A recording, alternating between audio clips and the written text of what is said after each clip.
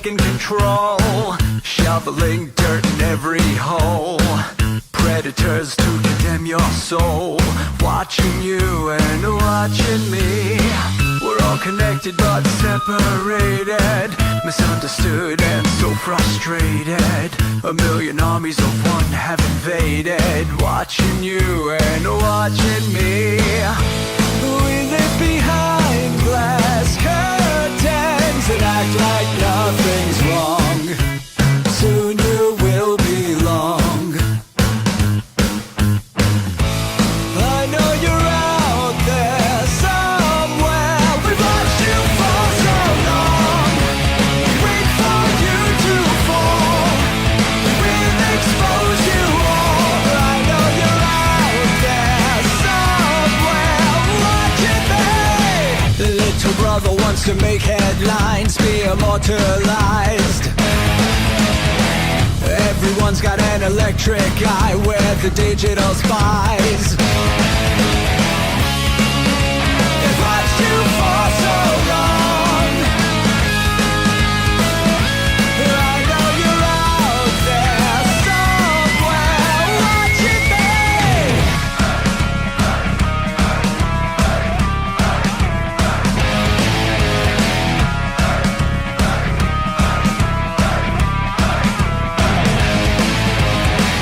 We the people have taken over. We the people are little brother, standing by to dethrone each other, watching you and watching me.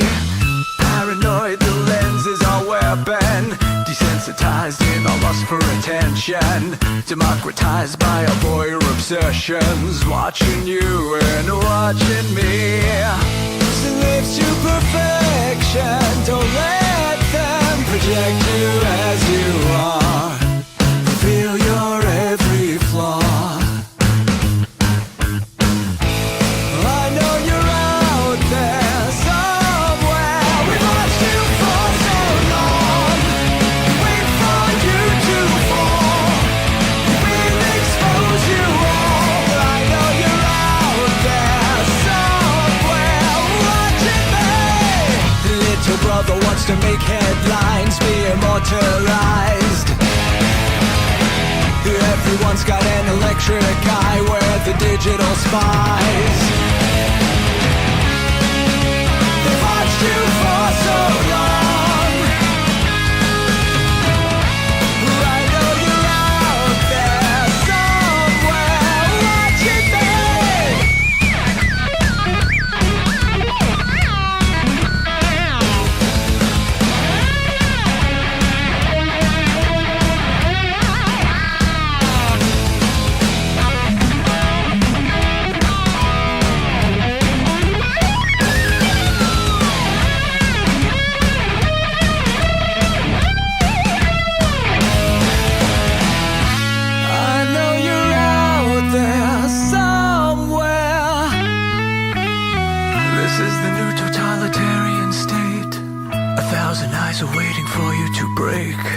Stay in line, don't make a mistake. We're watching. We watched you for so long.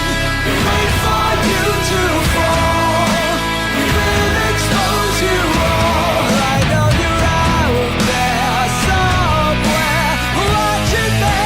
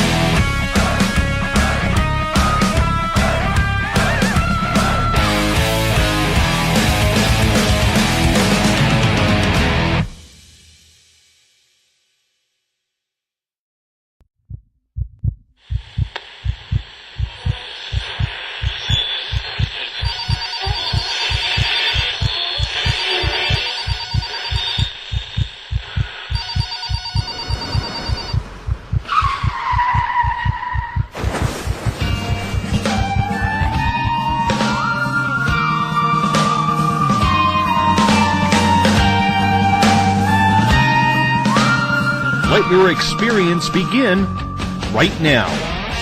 From high atop the mountains of British Columbia to you listening around the world, this is Spaced Out Radio. You can follow us on our website, spacedoutradio.com, on Twitter, @SpacedOutRadio. Give our Facebook page a like, Spaced Out Radio Show. You can follow us on Instagram, Dave Scott, SOR, or on our YouTube channel, Spaced Out Radio Show.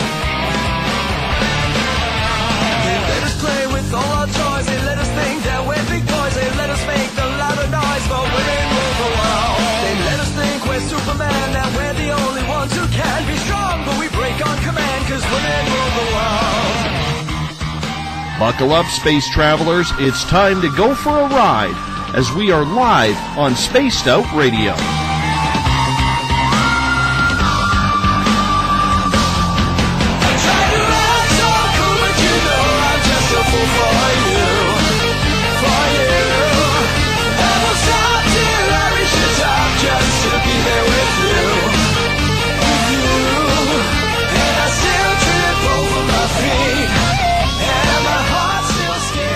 Ignition sequence start. 6, 5, 4, 3, 2, 1.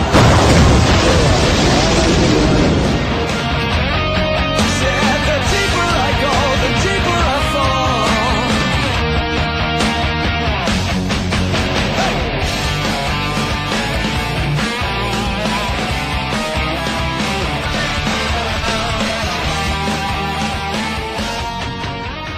Good evening and welcome to Spaced Out Radio. Tonight I am your host, Dave Scott. Good to have you along for the ride wherever you are on this great planet we call Earth.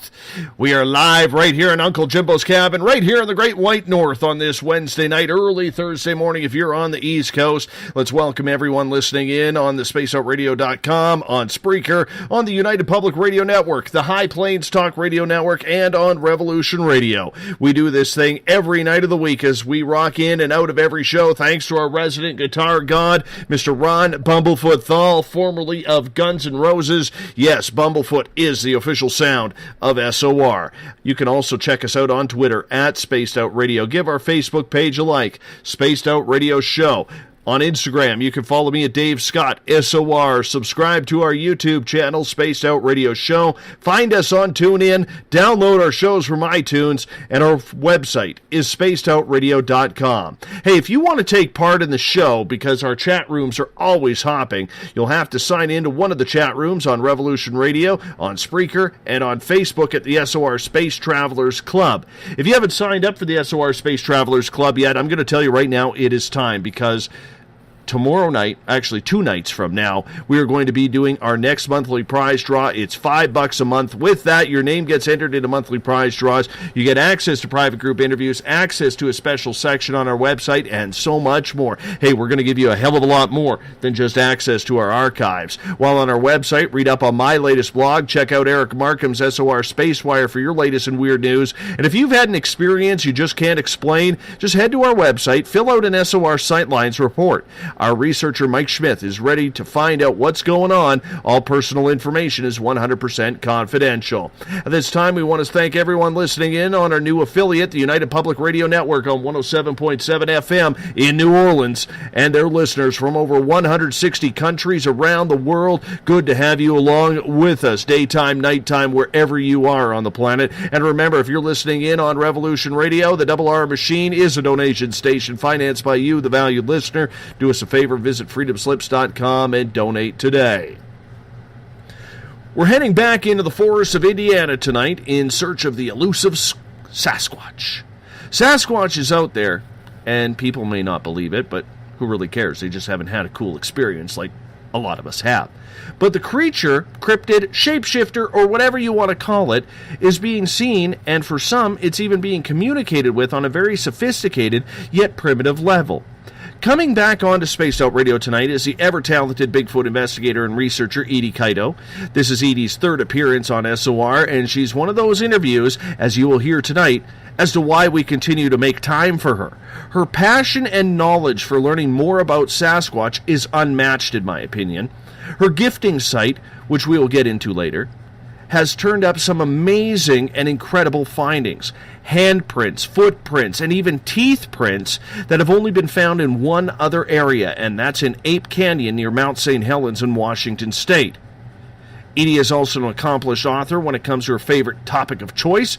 Her latest book, Indiana Bigfoot, The Cave and Beyond, is full of detailed encounters and mysticism experienced by Edie and her team. You can find her books on Amazon right now. We bring Edie Caito back into Spaced Out Radio Land. Good to have you with us again, Edie. How have you been? I've been good. How are you? I am very good. And I want to start off by giving you a warm congratulations, because it's not about your book. Okay. Okay? It's not about your book that I'm congratulating you. But I want my audience to know, because you've been very vocal about it, that you have defeated cancer recently. Yeah, I have. And I think that is awesome, and I want to share that with our 22,000 listeners that we have now, that you are a survivor, you're a success story. Thank you for fighting that horrid disease, and we're so happy that you defeated it, you kicked its ass, and we are so happy to hear that. Well, I appreciate that. Thank you. Thank you. Not a problem at all. Not a problem at all. It is good to have you back on the show. And it's been a few months. The last time we had you on, we had Mike Johnson from Colorado on with you. And the amazing stories you guys were sharing in regards to how you do research. And you've made your research so much more personable. And we're going to get into that. But we have a whole plethora of new listeners here on the Mighty SOR. And I would love to introduce you to them, because not everybody has had a Bigfoot sighting, and I know there are people listening right now, Edie, who literally don't believe it exists. They say it's a figment of imagination. Tell us your story. Okay, well, first of all, for anybody listening who is a skeptic, who doesn't believe, I am totally with you 100%, because 3 years ago, that was me. I didn't believe they existed. I thought people were nuts. I didn't know what people were seeing. I didn't know if they just drank too much of the Kool-Aid, but I did not believe at all.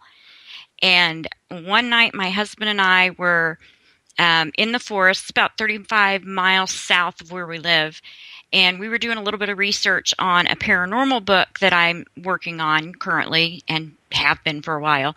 And it was pitch black. We were on a gravel road at one end of the forest. Of course, we had our brights on because we didn't know this area at all. And this massive, enormous creature just bolted from one side of the road to the other, almost on all fours, but his arms were too long for him to be like on all fours. And it just bolted through the headlights, and it was just the most horrifying, exciting, strange, bizarre thing that's ever happened. Because first of all, in Indiana, the largest thing we have running around out in the woods are white-tailed deer. And this thing was way bigger than a deer.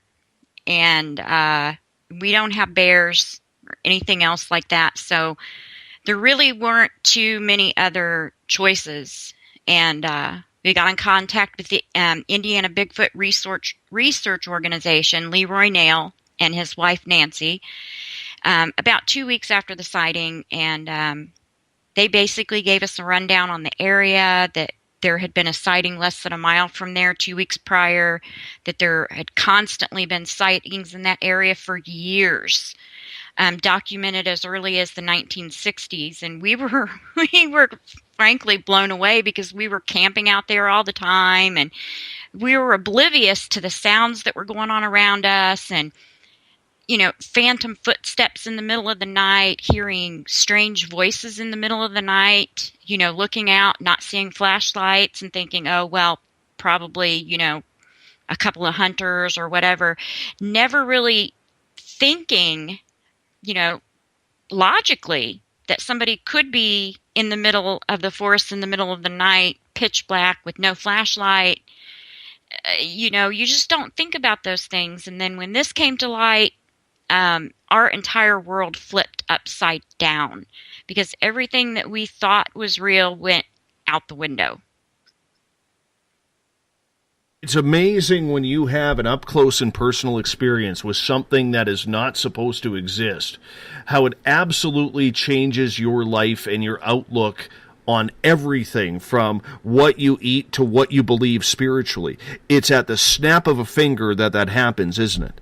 Absolutely. Absolutely. And the thing is that when it happens, your brain almost just stops for a second because the thing that you're seeing isn't registering in your mind because you're thinking, okay, this isn't right.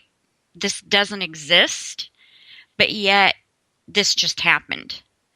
And, since then we've had so many experiences and we've gotten so much closer to this particular Bigfoot, which we're assuming this is the one that ran in front of our car, and the entire clan that is part of his family makeup.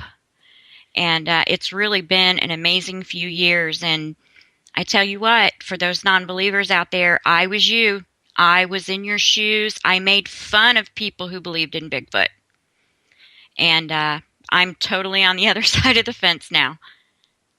And you know what you say is so real because many a times, Edie, I get asked about my own personal experiences. And as you know, I've seen Bigfoot, but I've had some run-ins very close and up close and personal with extraterrestrials. And people are always like, oh, I would have ran up to it. If I would have seen that Bigfoot, I would have chased it down. They don't fully understand because they've never had that experience that it doesn't work that way. No. Your mind goes into absolute shutdown mode, like you said. Yeah. And it is trying to remember everything about what is going on while it is trying to understand what the eyeballs are seeing. And for people who always say, I would run up to it, I would do, I would take pictures of it, I'd grab my phone out and I'd snap some photos and I'd yell at it, hey, what's going on? What are you doing over there? Or whatever they are, because people are brave when they're not put in that situation. Mm-hmm. Do you always tell people when they talk like that to you, be careful what you wish for, because when it happens, you're not going to know how to react? Yeah, that's what I've told people. Even to this day, I'm put in situations where I'm standing there and saying, here it is, it's broad daylight, come on, just let me see you. I want to see you, but yet then again, I've had instances, and one we will talk about here in a little while, where one was so close to me, but I was completely frozen. I could not move. And this is after having 3 years of experience with these amazing beings. But at that moment, I couldn't move.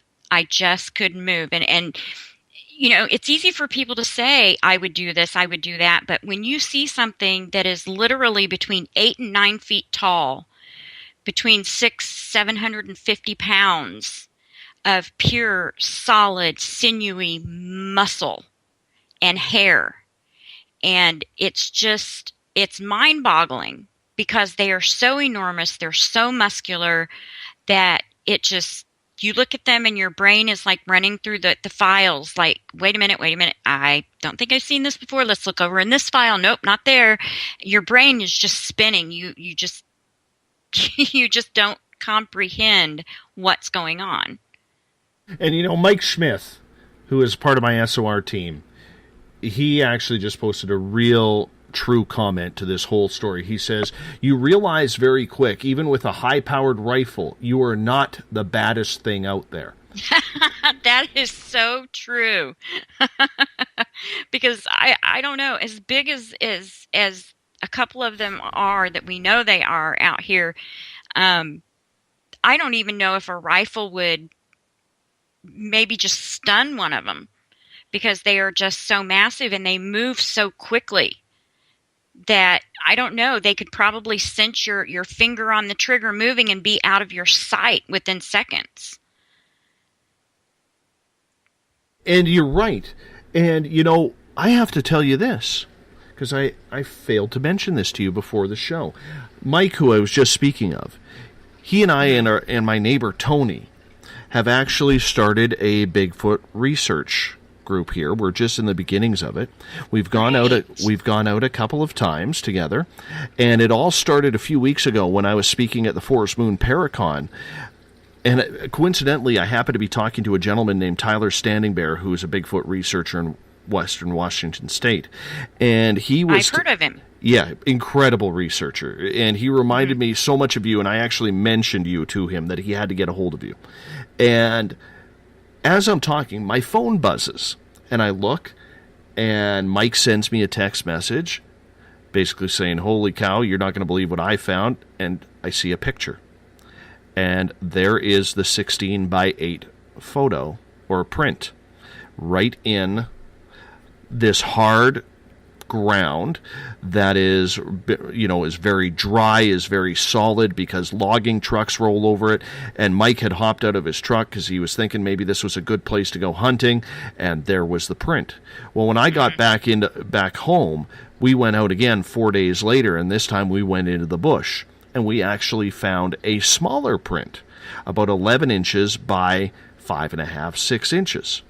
So it was absolutely amazing to get that feeling that you were just so small and finite in the forest.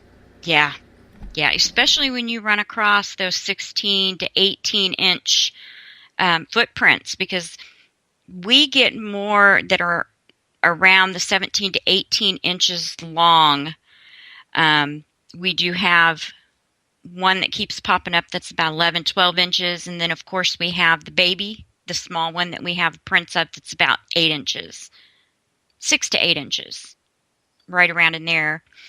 And it's amazing to hold one of when you cast these massive footprints and you're holding it. And as small as I am, it takes a good 2 hands for me to hold one of these castings, and just thinking how huge these feet are. And, the body weight and mass it would take to press down the ground that isn't muddy, that's hard. It's mind-boggling. I fully agree.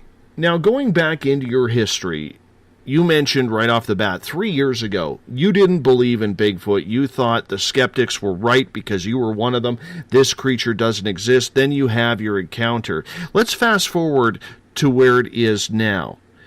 How did you decide that this was what you wanted to investigate? Was it just that itch that you had to scratch, Edie, from that experience, that all of a sudden, because it was so surreal, that you had to find out absolutely everything you could before you decided to start doing what you do? Yeah, it was kind of like that in the beginning. I did a lot of online research and went back and started reading actual reports that came from the same area where we were.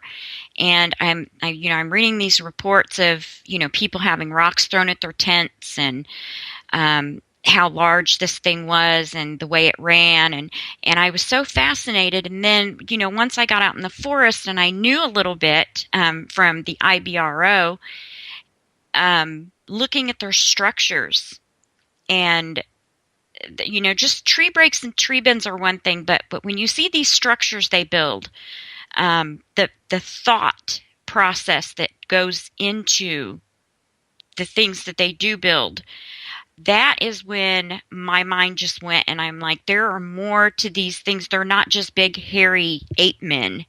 They're extremely intelligent, and I have to know more. And that is when it got to the point where I just had to know more. And that's when I had run across someone who does habituation, which is gifting. And I thought, you know what? As much as I love to go out in the forest, and I'll be the first one, if the IBRO is out and we're out in groups of 6 or 8, here's little 5'2" Edie just wandering off into the forest into pitch black by herself, and they're all standing there going, is somebody going to go after her? So I'm not afraid to go out and do the more of the offensive type of of research rather than the laid back, quiet type, which is what I'm doing now. I kind of like both, but the second one, the habituation, has brought me more success.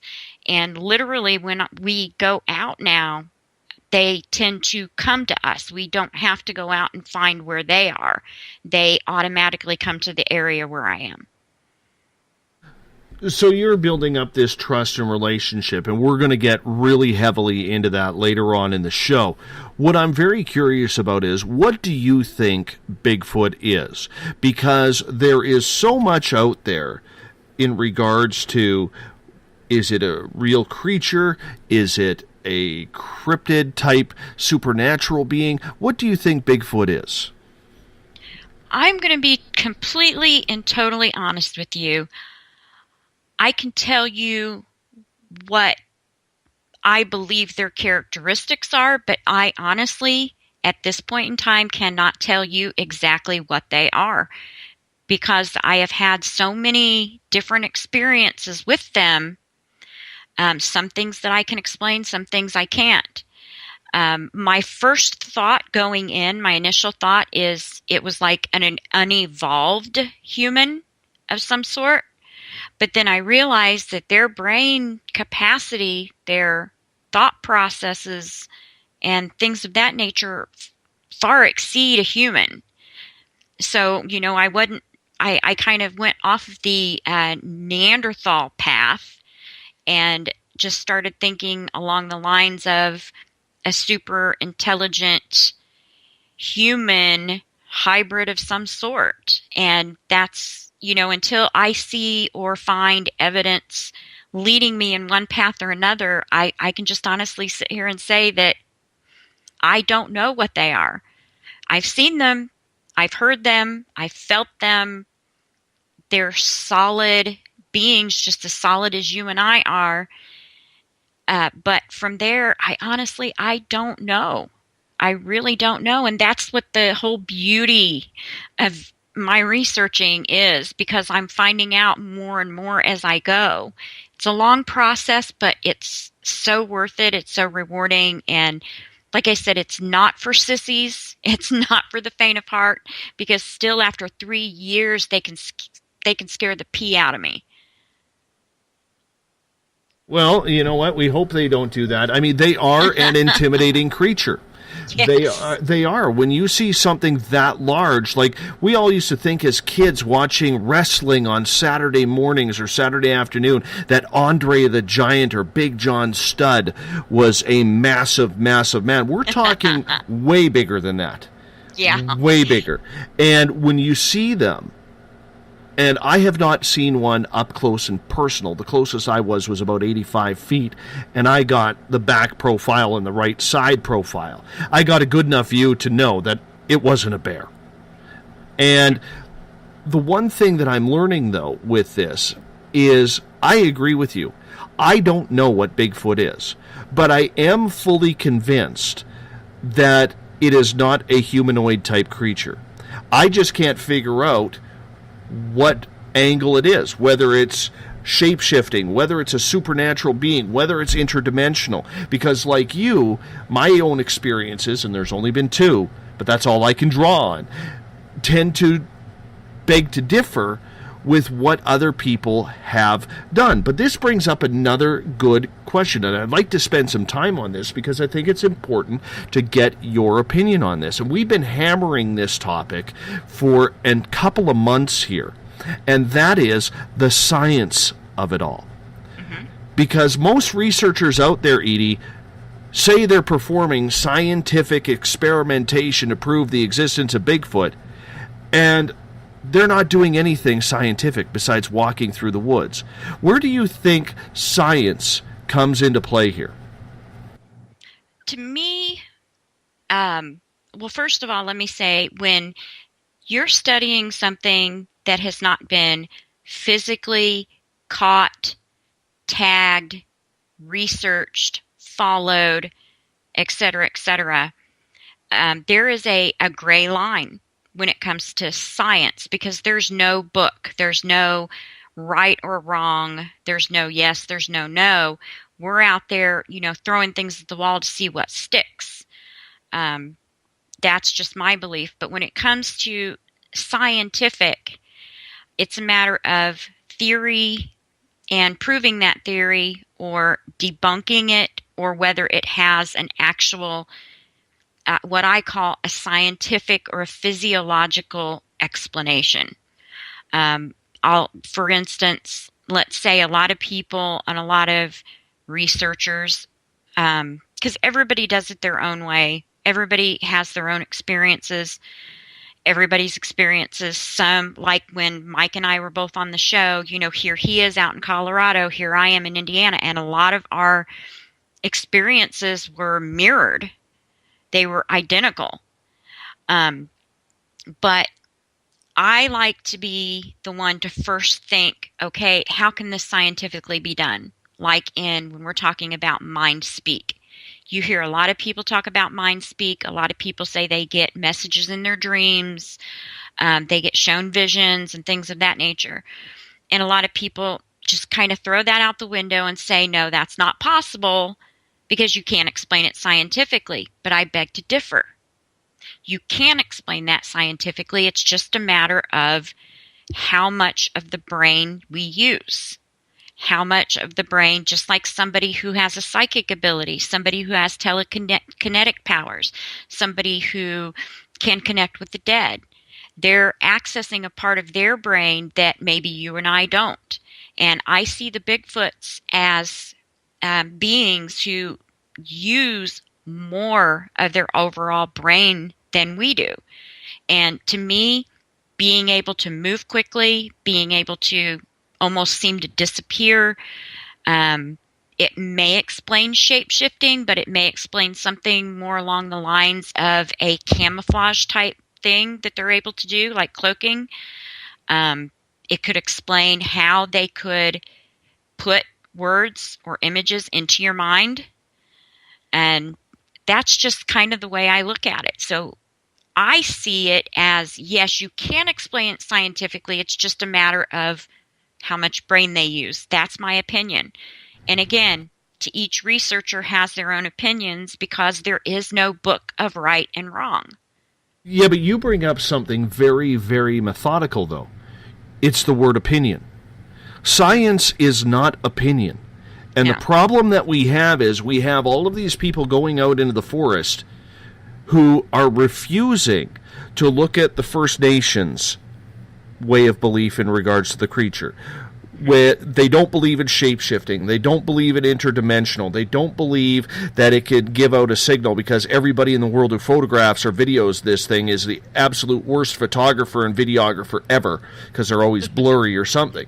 Okay, I guess what I'm saying here is when a lot of these researchers go out in the field, what they are seeing is their own opinion.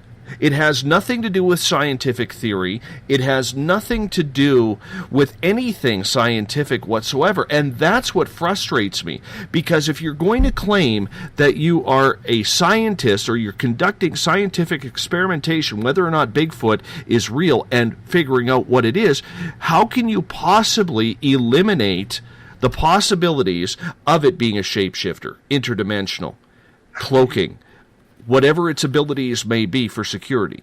You can't rule them out. And I think that is my frustrating part when I look at the word science and compare it to these thousands of people who are searching the forests on a daily basis looking for a footprint or a piece of hair or something along those lines. Your thoughts?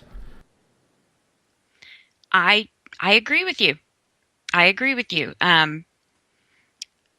Like I said, I try to find a logical, physiological, or scientific explanation to things that happen. I've never seen a porthole spinning. I've never seen, we saw a Bigfoot, quote unquote, we thought disappeared out of nowhere, just boof, because my daughter and I were following it, and it just disappeared. Well, later we found out that there was a ledge. We thought we could see it to the very bottom of the ridge, or from the ridge down to the very bottom of the hollow, but in hiking that hollow, we found out that it was much, much deeper, and there was a ledge that could not be seen from the top. So he just dropped down. He was gone. Poof, disappeared. So, like I said, I gather as much evidence as I can, tooth marks, castings. I measure tooth holes. I compare them to actual scientific reports that I have read. I've been connected to through people who have contacted me.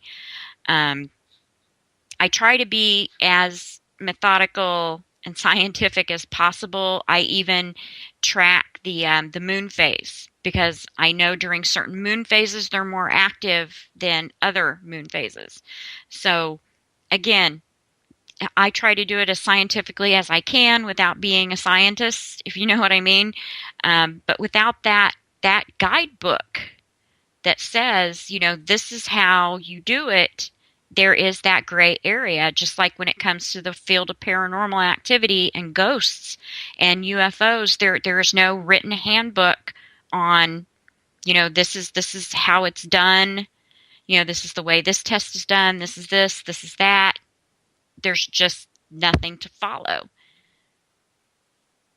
And that's the hard part, is we need to figure this out, because mainstream science does not want to believe this creature exists, which I find fascinating, considering they are finding creatures all over the world every year that have never been seen or previously thought extinct. And to me, I think they shoot themselves in the foot, because here there is so much evidence, yet they just refuse to even believe that there's something going on in the forest. And if they find a piece of hair or scat that doesn't equal out to be a bear or a raccoon or a cougar or something along those lines, they just say, well, we couldn't figure out what it was, and basically throw it in the garbage or whatever they do with it. Well, that brings me to the scientist that had contacted me. It was through Facebook. I was commenting on a friend of mine, a dogman researcher, actually, by the name of Jody Cook. He and I met at a paranormal convention, and we've kept in touch. He's a fantastic researcher. Yeah, Jody's going to be on this show in December. You guys are going to love him. He's a fantastic guy. So I'm hoping he's listening. He said he might. It'd be fantastic if he was. But I had commented, he had talked about a tooth that he had found. And I said, I said, we should get together. I said, with the impressions that I have and the tooth marks, we should compare those. Well, somebody who was following him saw my comment, and he sent a message to me, and he said, listen, he said, me and 3 other scientists, we put together this report. We've been studying bone piles around Mount Rainier, and the tooth impressions, the tooth marks on these bones, and we have found a set that does not match up to any living creature that is documented anywhere in the world. And he said, I want you to go to this section, this section, this section of this paper that they had done. And he said, measure your tooth castings and compare them.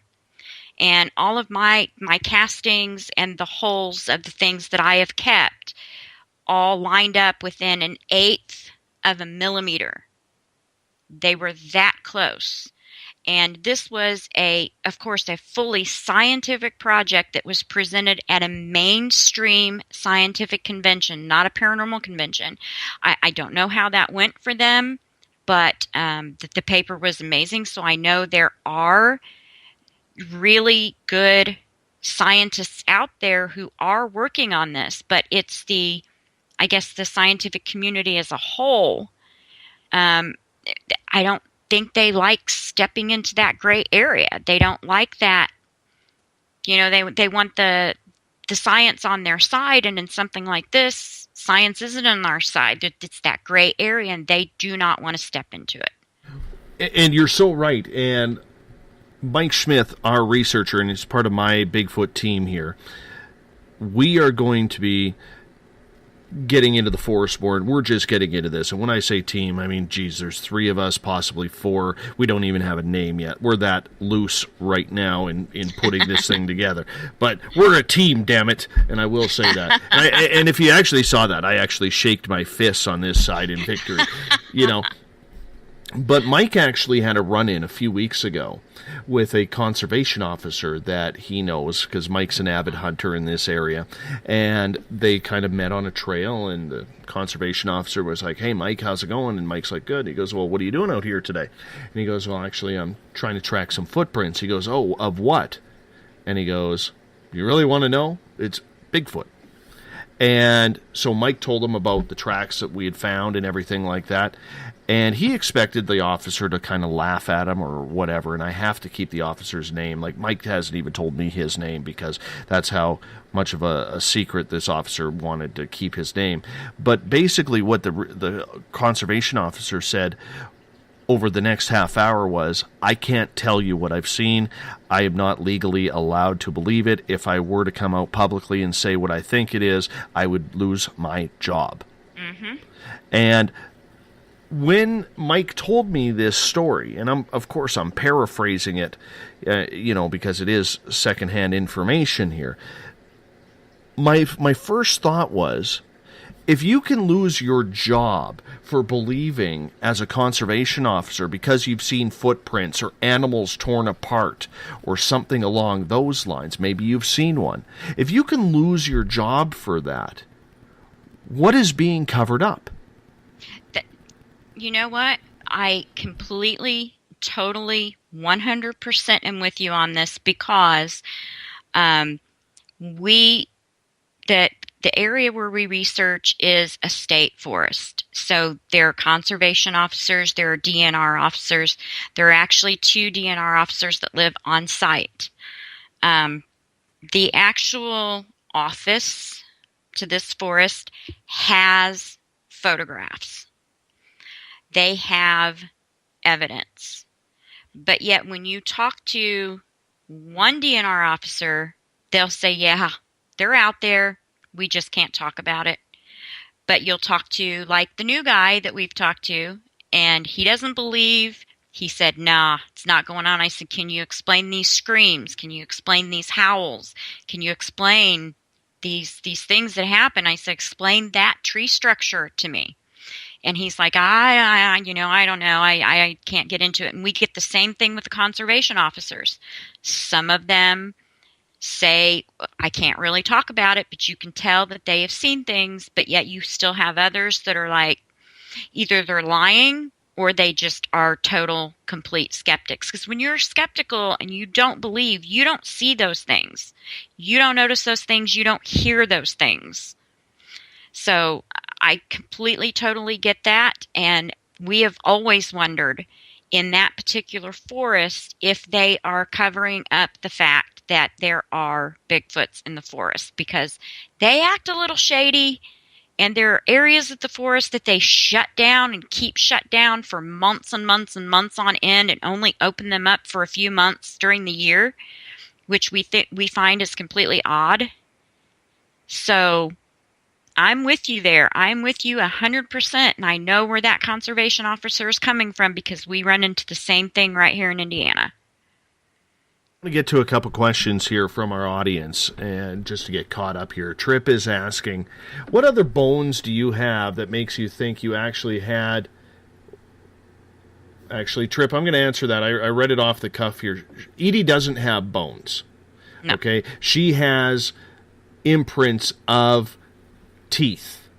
Okay, the bones were in Washington State, where other researchers found it, but they weren't Bigfoot bones. They found teeth marks in animal bones that were found in the forest. Am I right, Edie? Yes. It was Okay. It was various animals that had been killed, and they called them bone piles because they were literally bones that were brought together. They were either laid out or they were stacked in certain ways, but they could trace every single animal that had a hold of this animal from the time it was killed to all the way down to the insects started eating it. And they were taking the tooth marks, the scrape marks, the claw marks, and they were testing those, they were casting those, and they were cataloging them to each individual creature who had come in contact with those bones. So, no, I don't have the bones, but I have a lot of teeth marks, teeth holes, and tooth impressions that we have actually casted that match the unidentified ones that the scientists took around Mount Rainier. So I hope that makes it a little more clear. Right, and I apologize. A lot of times when I get to the questions from our audience, I don't have a chance to pre-read them, so that's why I cut that off. And Trip, no disrespect to you for that. So please, I don't want you to think that I disrespected you there.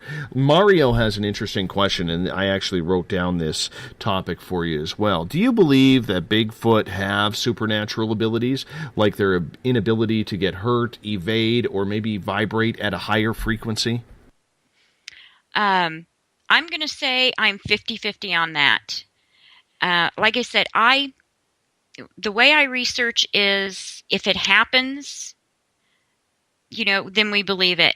Everything else I take with a grain of salt, but I do have my ear open because if I see, 100 different people have had this particular thing happen, whether I believe it's true or not, that's always in the back of my mind. So, yeah, I completely just lost my train of thought. Well, just in regards to whether or not it's a supernatural being, and maybe it has and operates on a different vibrational frequency. I believe, just from experiences that we have had, that they do have some type of electromagnetic field, simply because I have been in one spot, put brand new batteries in my camera, walked maybe a quarter of a mile, started shooting, and immediately the batteries are drained out of my camera. We've had this happen with close encounters with our voice recorders and things of that nature. So as far as them being on a different vibrational frequency as we are, I guess you could say yes, if they're giving off an electromagnetic field. A lot of things, though, I'm attributing to brain capacity and how much of the brain that they use, as far as things like I said, being able to move very quickly, being able to move so stealthily and so quietly. Because sometimes you can hear them. I mean, they're out there stomping and making all kinds of noise, and other times you will hear absolutely nothing, and boom, right there, they're right there on you. So a lot of people say that they can disappear and reappear in another place or shapeshift from what they look like into a deer. I have not personally seen that happen, but I have read that it happens. So until I see it happen, like I said, I don't know what Bigfoots are. I do think they have an electromagnetic field. I do think that they use mind speak, but I think it's all, in a lot of ways, scientifically explained by the brain capacity. Just my opinion. That totally makes sense, though, Edie, because for a lot of people, let's get back to the photographs for a moment. Mm-hmm. Okay? Everything we are looking at, if they seem to be legitimate videos or legitimate photographs, okay, they always seem to be blurry. They always seem to be shaky. And like I've said to a couple of other people recently, not everybody wandering the forest can be that exhausting that they can't hold a camera straight, or they take a bad photo every time they take one. Yet it always seems to happen with Bigfoot. Now, people who I have talked to about this, I've heard everything from, that's just people being freaked out, and that's why they're shaking, and they can't control their actions, or they're zoomed in too far, and the shakiness appears a heck of a lot more, to the point where, like you said, Bigfoot literally has this frequency that can distort cameras and video cameras. Where do you stand on this? Because not everybody is a bad photographer. I believe that it does have something to do with either their genetic makeup or their abilities. Simply because we've had an experience with a trail cam that somebody had that was focused directly onto the entrance and exit of my first gifting site. And whenever my gifting site would be hit, and we would literally have, footprints and evidence that it was Bigfoots that were there, all he would get on the camera is white out photos, just completely bright white. And I've talked to researchers in different areas of the country who have had the same exact experiences with these white out photos. Now, he was able to capture deer in the area, mice in the area, everything on that trail cam. But whenever something would go into my gifting site, all we would get is a complete white out. We were never able to capture an actual photograph. So I believe that it has something to do with whatever it is they are, and this electromagnetic field that they give off, that they are capable of messing that up. And like I said, I've been out in the forest, taken video, and they have just completely drained my batteries. And as soon as I look at my camera and say, well, it's dead, boom, we hear a scream, we hear a howl, and we hear a tree knock right, like within very, very close proximity. So do you think then that Sasquatch is shooting something at you that's invisible, or maybe at the technology to drain those batteries? I think so.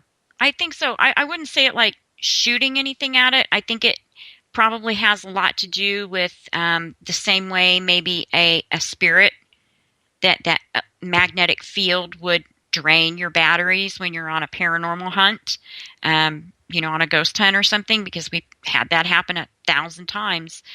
I think that's actually what it is something very similar to the electromagnetic field that appears in ghost hunting. Now, I'm not going to say that, Bigfoots are, dead beings or they're spirits or anything, but they do carry this strange electromagnetic field. It just, it has to be. There was no other logical explanation as to how those batteries drained the way they did when I had just taken them out of the package. And then after I walked back, got all the way back to the car, I turned the camera on, and all of a sudden, boom, I had full battery again, which to me, that doesn't make sense. Well, and that's the interesting thing is, and this gets back to the whole science. You were having these experiences, Edie, yet the people who are conducting this science of everything, and yes, I say that sarcastically, okay, wouldn't believe that the two tie in together. They would blame it specifically on the technology or batteries that failed. Mm-hmm. But see, that's the thing. It's happened with digital voice recorders. It's happened to my camera many times. We've had our cell phones drained, and it's really not, when you have different devices that malfunction with fresh batteries and different brands of batteries and all these things, it does kind of give you more of something to go on rather than, oh, this is just a happy coincidence. And when it happens over and over again, it's kind of hard to ignore. So what do you do about that? How do you make sure that it is not being ignored, especially with your fellow researchers? It's just like with our group, with the IBRO, we share within our group. And those are things that we just kind of, mentally take note of. And, I'm not the researcher that sits and logs everything in and sits and writes these big, complicated field journal type reports. It's just something I keep track of. I'm not what you call a hardcore researcher. Well, I am a hardcore researcher. I'm a little fanatical about it, but you're not going to ever see me step forward and say, hey, give me a TV show because, I want to just throw all my evidence out there and be the center of attention and things like that. It's more of a personal, I guess, type project with me, being in the IBRO. But like I said, that is one thing that us as researchers, we all tend to share within our little cliques or our little groups. I guess we feel more comfortable because there are a lot of haters out there and a lot of people that are just downright mean. Oh, I fully agree with you, and I was going to ask you in regards to the group that you deal with. You share information. I know in the paranormal field, there are literally thousands of groups out there who are just jerks with their evidence. And I fully believe that's one of the biggest reasons why the mainstream doesn't take any of us seriously, is because we are selfish. We're like children trying to hoard a toy in the toy aisle of Walmart or Toys R Us, and not letting any other child play with it. It's ridiculous how we can't come together with our evidence. Everybody wants to hide and hoard their evidence, and yet here we are with some brilliant people getting brilliant findings in regards to all this, and the infighting is causing everything that we want to happen never to happen. Yeah, I totally agree. Now, I would be the first person, just like when this scientist contacted me, I was thrilled. I was thrilled to, get out my castings and everything and measure them and give him my feedback. And because it was just important for him to know whether my castings and my teeth marks matched up to the ones that they found. Because that was a several year thing that they were doing, the research project. But I would be the first one that if somebody from the scientific field or somebody who really had their stuff together, who wanted to do this and really go forward with it scientifically, I would be the first one to say, here you go. Here's my DNA. Here's my castings. Here's the hair. Here's the saliva. Here's the tooth tartar. Because I have so many pieces of evidence that has fingerprints, handprints, tooth marks. I've got pieces of not metal, but aluminum that one of them literally chewed on aluminum. And you can see the jaw teeth marks, but you can also see food and tartar and stuff stuck in the ridges and the holes and things like that. I would be the first one to gladly say, let's do this. Because that would be amazing. That would be amazing. Absolutely. When you get evidence like that, how do you handle it to avoid contamination? Generally, if it's something that I recognize as being extremely valuable, per se, it would be placed in a paper bag and sealed up and just left alone. A lot of people use plastic bags, but a lot of researchers just use regular paper bags. And are you using rubber gloves? No, I don't. Now, of course, it would be easy enough to be able to tell my DNA from, a Bigfoot DNA. I'm not going to put anything in my mouth and chew it or anything like that. So, yeah, no, I don't take those extra precautions or steps because, like I said, this is something that, started out for me as personal. And, it is still a very, very personal journey and something I'm really enjoying doing. But like I said, if I were approached, I would completely change protocol and start doing this to contribute. It's not like I want, it's hard to explain because there's half of me that, I don't know, call it the mother in me that wants to protect them. Because, the last thing I want to see is a bunch of gung-ho people out there running around with, big old shotguns trying to kill them. I want to protect them, but yet in the same aspect, I think we would, I don't know, as a whole, I think we would all evolve more if we were to find out about their species, where they're from, what they do, what they're all about, and then leave them be. The only way that's going to happen is if somebody does get together and this is done seriously and the efforts of a lot of people are put together and people take it seriously. Well, and that's what we need to happen. We only got about 90 seconds here before we got to go to break, so I'm going to ask you one quick question in regards to this. The people whom you have shown your evidence to, are they someone who are absolutely stunned with what you found? The people who have seen our evidence, really there's not a lot of people of merit who have seen it. I've discussed evidence, like with Jody Cook, and like I did with the scientists, and the tooth impressions and things like that.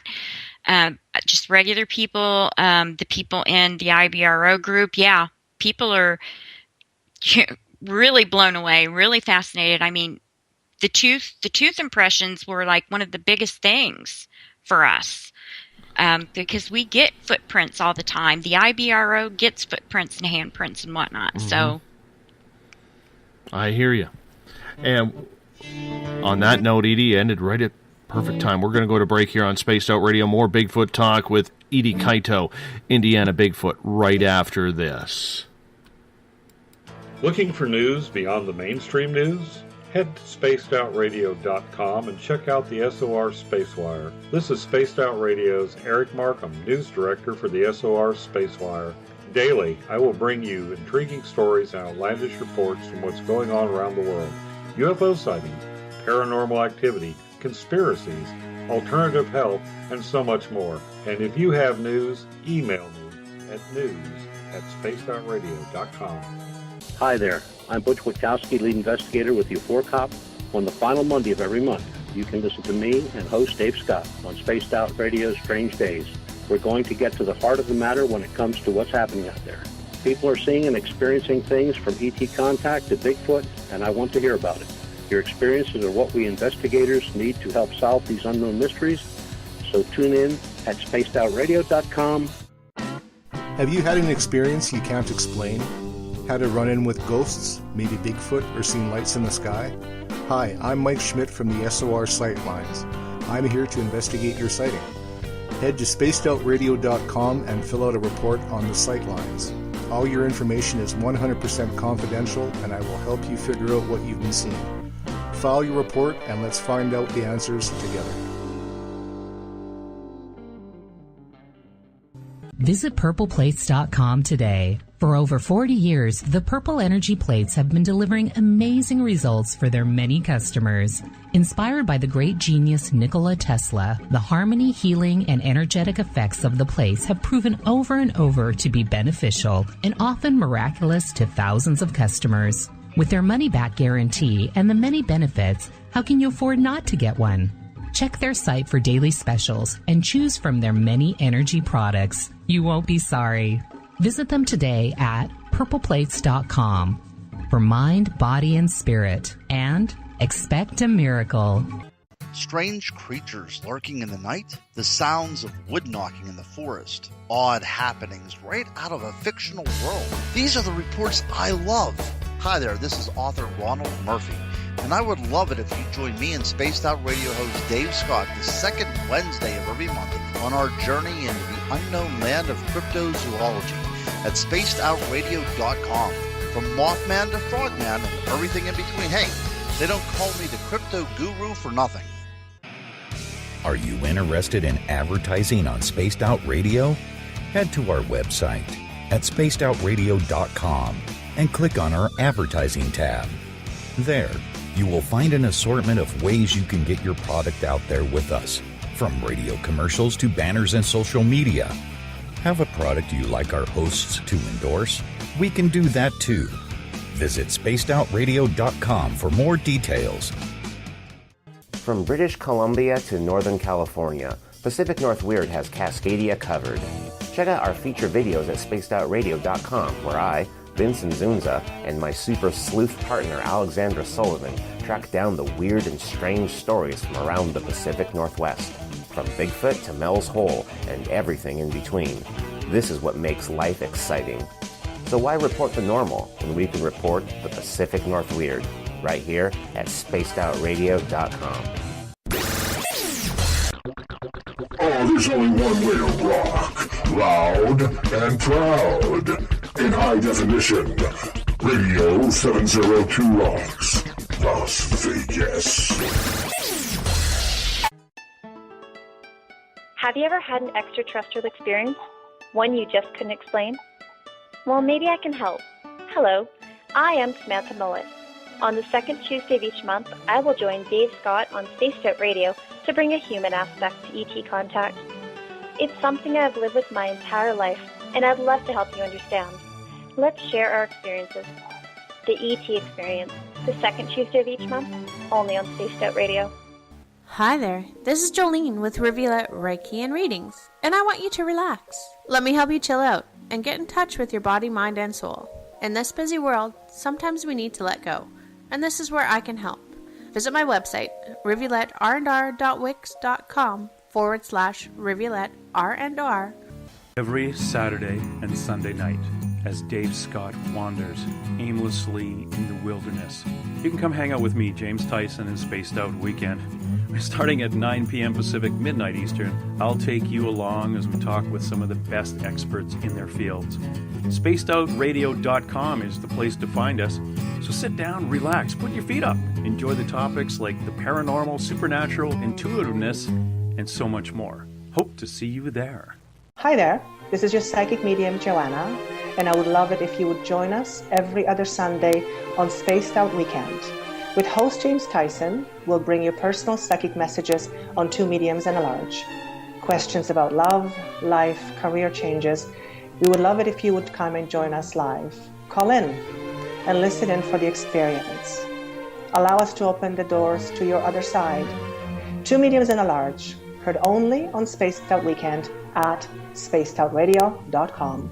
Would you like to become one of our space travelers? All you have to do is click on the Space Travelers icon at spacedoutradio.com. For only $5 a month, you can get access to some great prizes, as well as private monthly shows, newsletters, and a members-only section on our website. Become a space traveler today.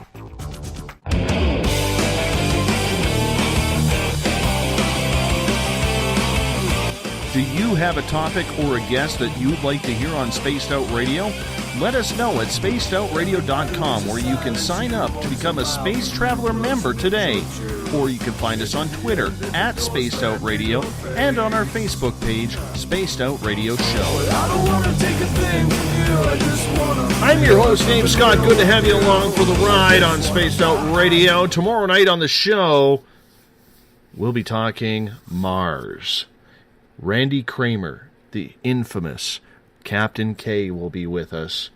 Are we really on Mars? 3 hours of Mars talk tomorrow night on the U.S. Thanksgiving. What a way to spend your Thanksgiving than talking Mars right here at 9 p.m. Pacific, midnight Eastern Time at spacedoutradio.com.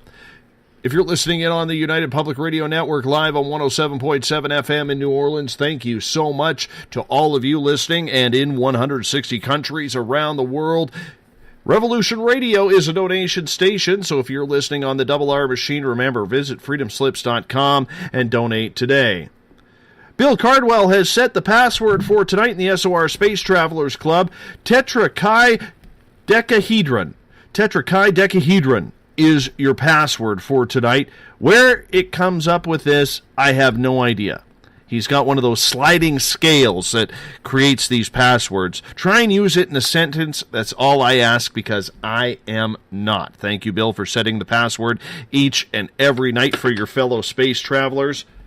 We really do appreciate it. If you want to follow me on Twitter, you can do so at Spaced Out Radio. Give our Facebook page a like, Spaced Out Radio Show. On Instagram, I can be followed at Dave Scott, SOR. Subscribe to our YouTube channel, Spaced Out Radio Show. And, of course, you could tune us in on TuneIn, Download our shows from iTunes, and our website is spacedoutradio.com. While there, you can join the SOR Space Travelers Club. You have 2 days to do so before we make our monthly prize draw. You can also read up on the latest blog of mine, the SOR Sightlines Report. If you have an interesting report you just want investigated by Mike Schmidt, we can do that too. Lots of stuff going on the website and much more to come very, very soon. Tonight we are talking Bigfoot down in Indiana with investigator and researcher Edie Caito. Her latest book, Indiana Bigfoot, The Cave and Beyond, can be found on Amazon right now. We bring Edie back into Spaced Out Radio. Good to have you with us.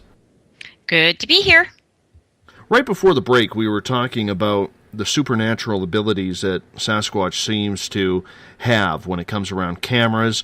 Trail cams as well. You had mentioned briefly that you've tried trail cams. Mike Johnson in Colorado has tried it. I know Eric Mothman in Florida has tried it. Trail cams seem to be a very, very tough act to follow when it comes to Bigfoot, because the pictures always come up with some sort of white light blur, or they come up blank, or the batteries end up dead, but they somehow mysteriously come back to life when a deer or a fox is around. It's amazing how Bigfoot just seems to be able to stay right away from trail cams. Mm-hmm. Absolutely. And a lot of people I have heard have had their trail cams destroyed. Oh, you have to tell us about that. Yeah. Well, actually, Mike was mentioning that they had set one up. And I don't remember the exact story, but the trail cam kept getting taken down and thrown on the ground, and they'd put it back together, and they'd put it back up. And eventually, what we're assuming was a Sasquatch got tired enough that he just knocked the entire tree over. And I've just read of other researchers who have gone to check on their trail cam and found it just destroyed, just crushed. So it didn't happen to us. Luckily, it what actually wasn't our trail cam. It belonged to Shane Gardner, and he never had that happen, but they would never, ever allow us to catch them with that trail cam. It's amazing how they just seem to know. And, you know, it leads to the whole theory, like we said in hour number 1, there has to be something more special about this creature. I have an interesting question from Mike in the Space Out Radio chat room on Spreaker. And he is asking, Edie, do you prepare spiritually before you go on a Bigfoot search or you go to your gifting site? It's not anything I purposefully do. It's just something that I constantly carry with me. It's, I don't do any cleansings. I don't do any prayers or anything like that. I just go in with an open mind, an open heart, and good intentions, because I feel that they pick up on that, which is why you hear so many negative reports coming from more hunters or people that are out carrying guns and whatnot, that they tend to get chased or bluff charged or something like that, as opposed to people who are just out for a hike or out with their family. They're the ones that usually have kind of the casual encounters where they're not, scared off or anything like that. I really feel that they know our intentions, almost like an animal can tell if you're angry or upset or something like that. I think they do. That's kind of it seems like an animalistic quality, but I do believe that they can feel that when it comes to other humans. Do you believe they are telepathic? Absolutely. If you would have asked me this a year ago, I would have said I have no idea. Because I've heard of the telepathy or quote unquote mind speak. And I didn't believe it. Of course, like I said, took it with a grain of salt. It was always there in the back of my mind. But until it happened, it wasn't to me, but it was to my daughter. Until it happened, I didn't believe. But now, totally 100%, they are telepathic. What type of messages do you get from them? I have only gotten a couple. and they were just strange little fleeting pictures in my mind. One day I was at the grocery store doing my shopping, and all of a sudden a picture of a jar of peanut butter popped into my head, and I said, I got to get peanut butter for the Bigfoots. And my daughter looked at me and said, that was kind of random. And I'm like, I know, the picture just kind of popped into my head. They want that. And that's really the only thing that has happened to me. I don't know. I've gotten feelings before. I don't know if that it just didn't really translate into messages or anything. They are, they give me physical things to my thoughts. So I can think something without saying a word, and they will do something physically that proves to me that they heard what I thought. With my daughter, it was a physical thing. She thought it would be so cool if they left my mom like a deer antler or something really cool. And sure enough, the next time we were there, they had left wrappers from my gifting site out into the forest, and there was kind of this little open grassy area where the trash led them, and there was a deer antler nowhere near a tree or anything. It was cleaned. It was shined. It looked like somebody had it and treasured it forever and then just brought it there and sat it in the forest. And my husband comes walking up with it, and my daughter's like, are you kidding me? And I'm like, what? And she goes, they heard me. And I said, what are you talking about? She goes, last week I sat here and thought it would be so cool if they left Mom a deer antler. And I looked at her and I said, you're messing with me. And she's like, no, I swear. And I'm like, no, don't mess with me when it comes to the research and the Bigfoot. She goes, Mom, I swear to God, that is exactly what I thought. And there is a deer antler.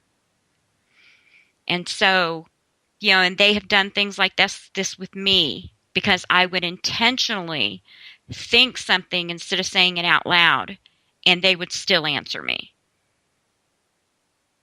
That's just incredible, because the one thing that I have learned, and I consider myself a pretty spiritual, open guy, is you can feel when they're in an area.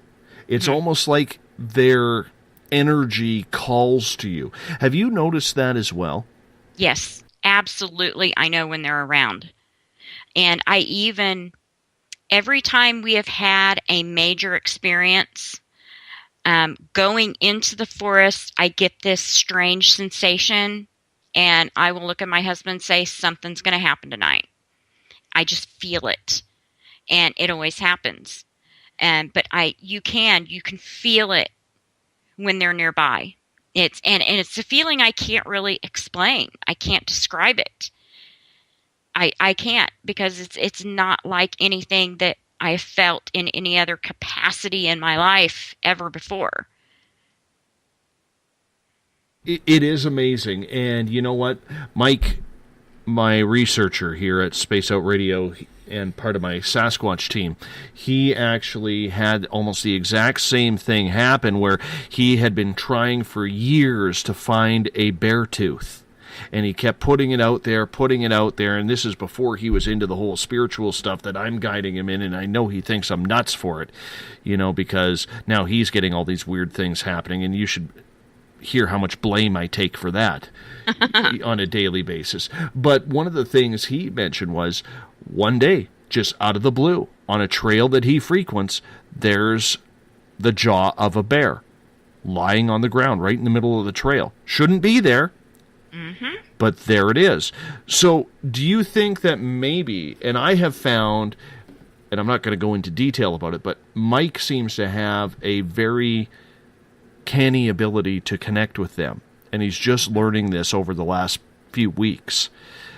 Do you think that maybe that telepathy had been there all along, and maybe that was Sasquatch doing that? Or do you think that maybe it was just the spirits from who knows what, or maybe an animal just happened to drop it? I mean, there's so many possibilities. Well, with the case of the deer antler, I think this is something that's already in place with my daughter. My daughter is a medium. She's just a couple of weeks shy from turning 19.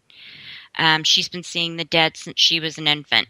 And this is something that has grown and developed into a very, very rich gift. So for her to have been able to think that and immediately then respond, that does not surprise me at all. With her. With me, I don't see the dead. I don't communicate with them. I've always gotten that. I get a strange tingle when they're around, things like that. I'm more the prophetic dream kind of person. So with me, I don't think it was anything that was already there. I just think it was a matter of once they showed me through my daughter, it opened my mind. And I'm like, okay, well, I'm going to give this a whirl.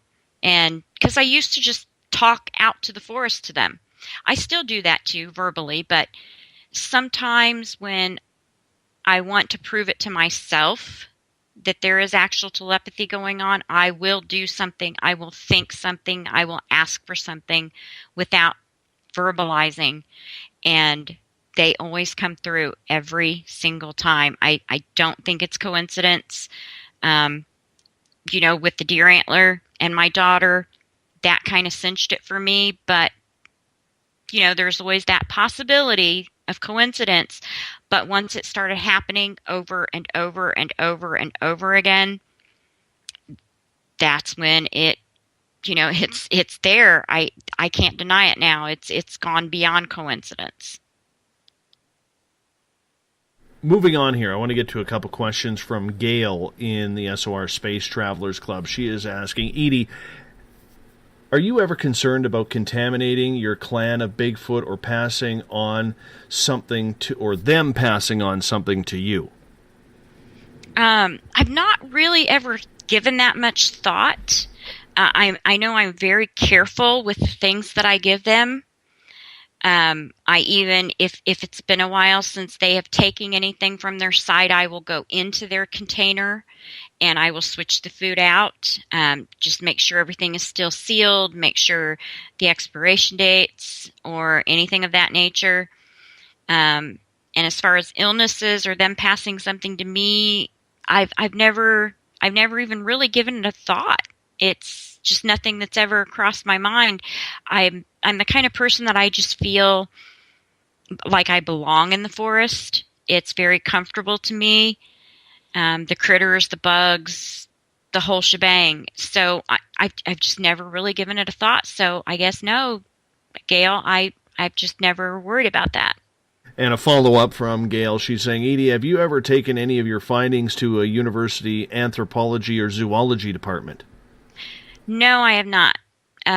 Simply because I have never, if I knew of somebody reputable or if I've hear of a program who is specifically doing this, then by all means, I probably would start sending things in.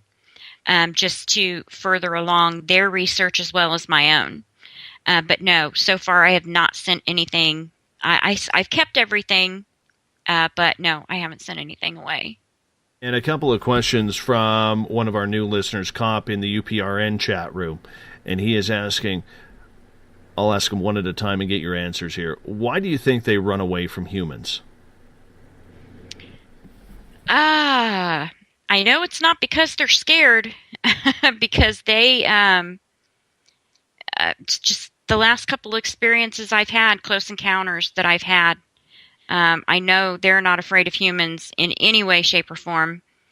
I think it's more of a protective type thing because they do live in clans, and they probably run away from humans simply because they want to hide where they live, how they live, maybe protect others that are in the clan, the elders, the children. And that's just why I think they run. Follow-up question. Where do you think they come from then? I don't know.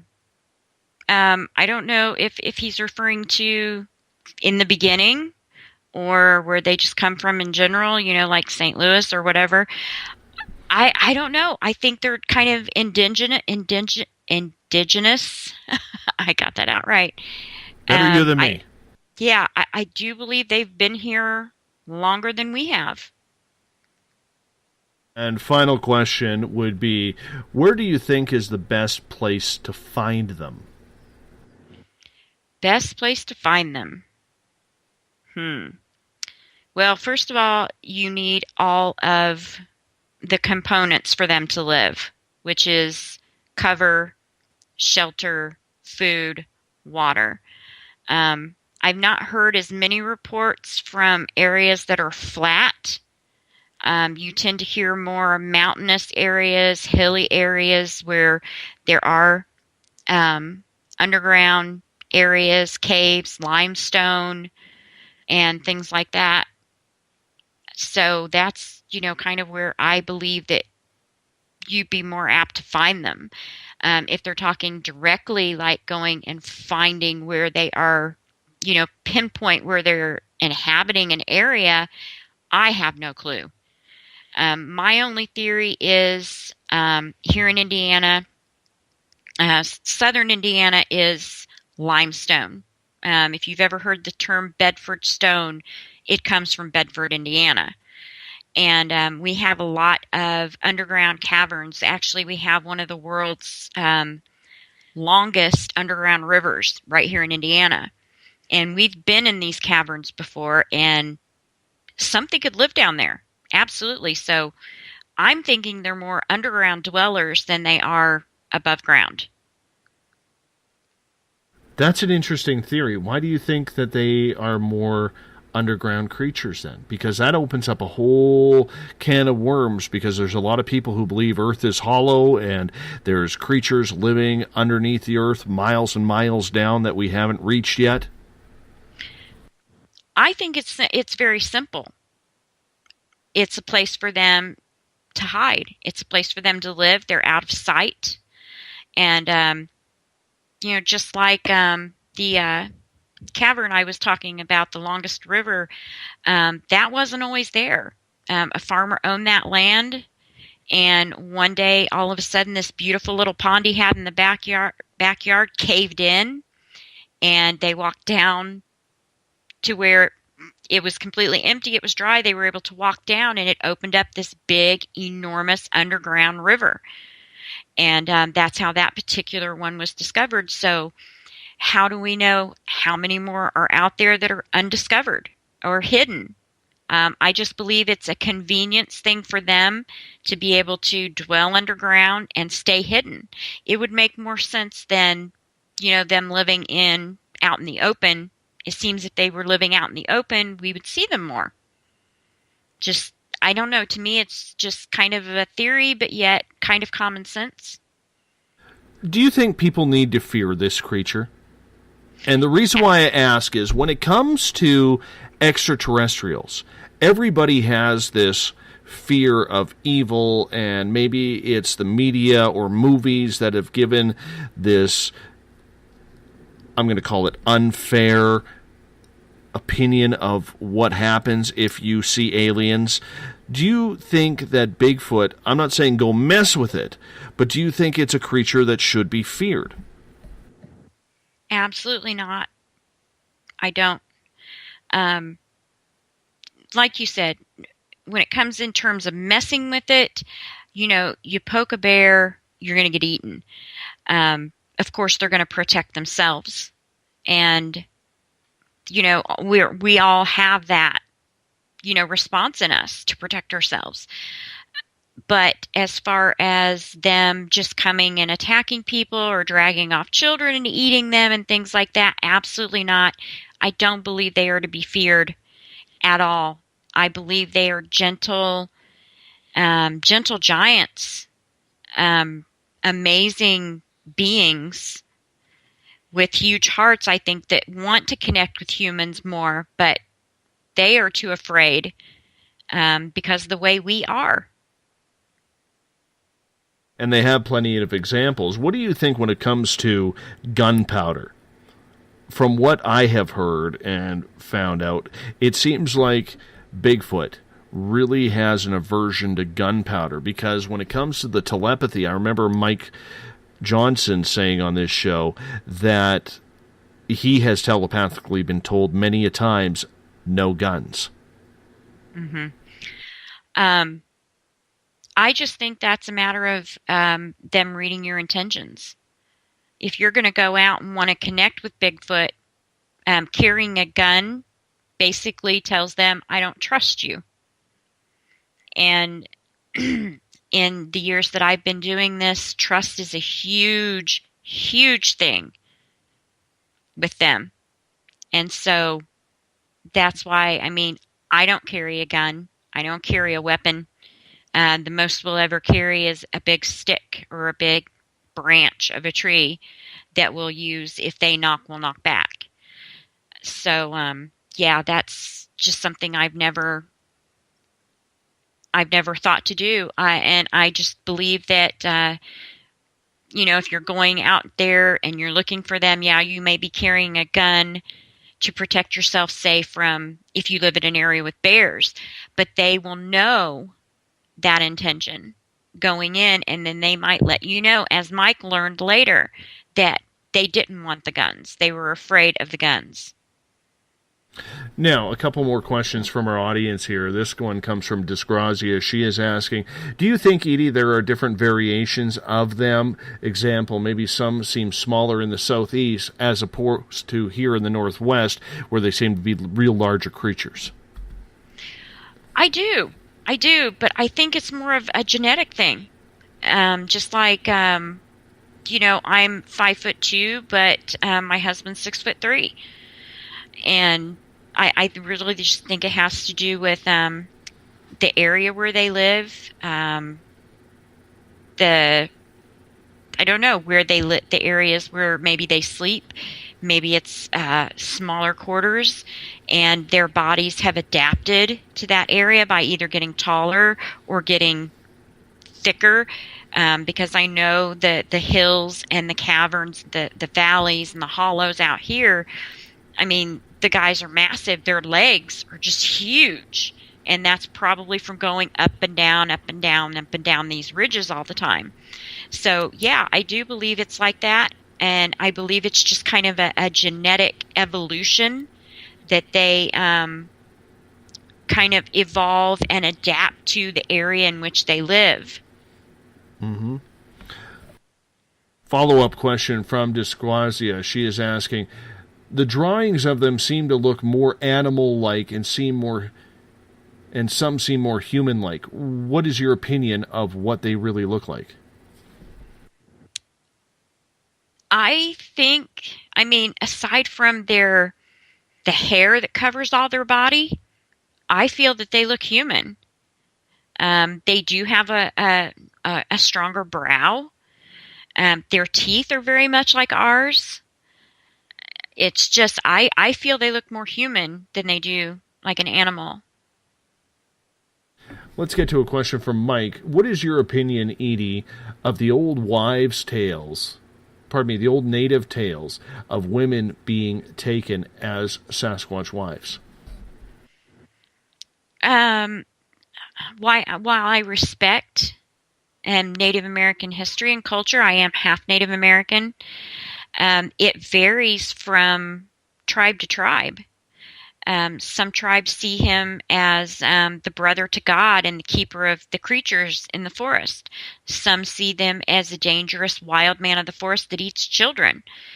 I tend to believe that they're not these horrible things, and they don't take women as wives, and that's just how I believe. Though, there are Native American tales that, do say the opposite. Tell us about your gifting site. A lot of people may have a question of what actually you mean by a gifting site.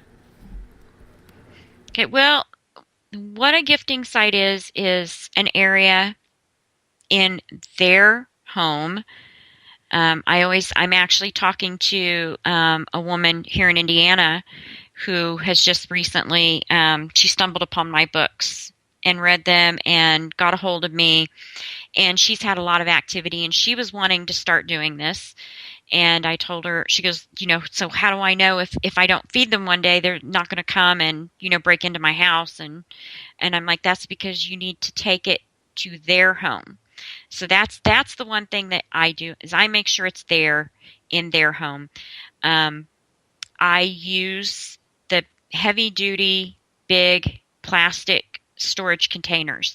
I do not leave food just sitting out. I may leave an apple or some bananas or something out on top, but for the most part, it is in a container with a snap down lid. I put bricks on it. I put rocks on them. Then I put sticks and kind of camouflage everything.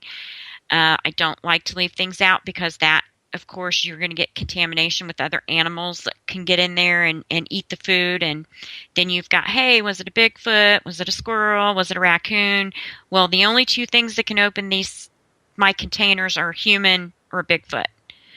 So that narrows things down. And I have found over the years they have certain likes and dislikes. They love apples. They love bananas. They love nuts. They love seeds.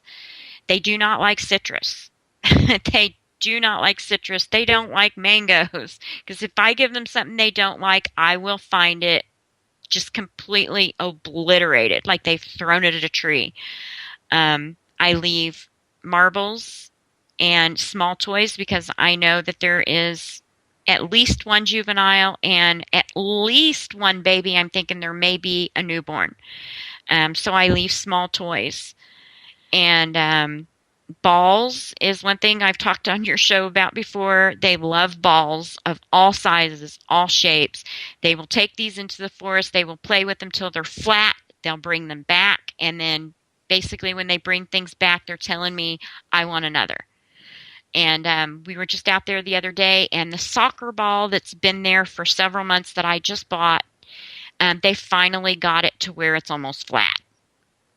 So I leave them these things. I leave certain foods, and that they come, they take the food, they eat it. But the amazing thing about it is they never take more than they need.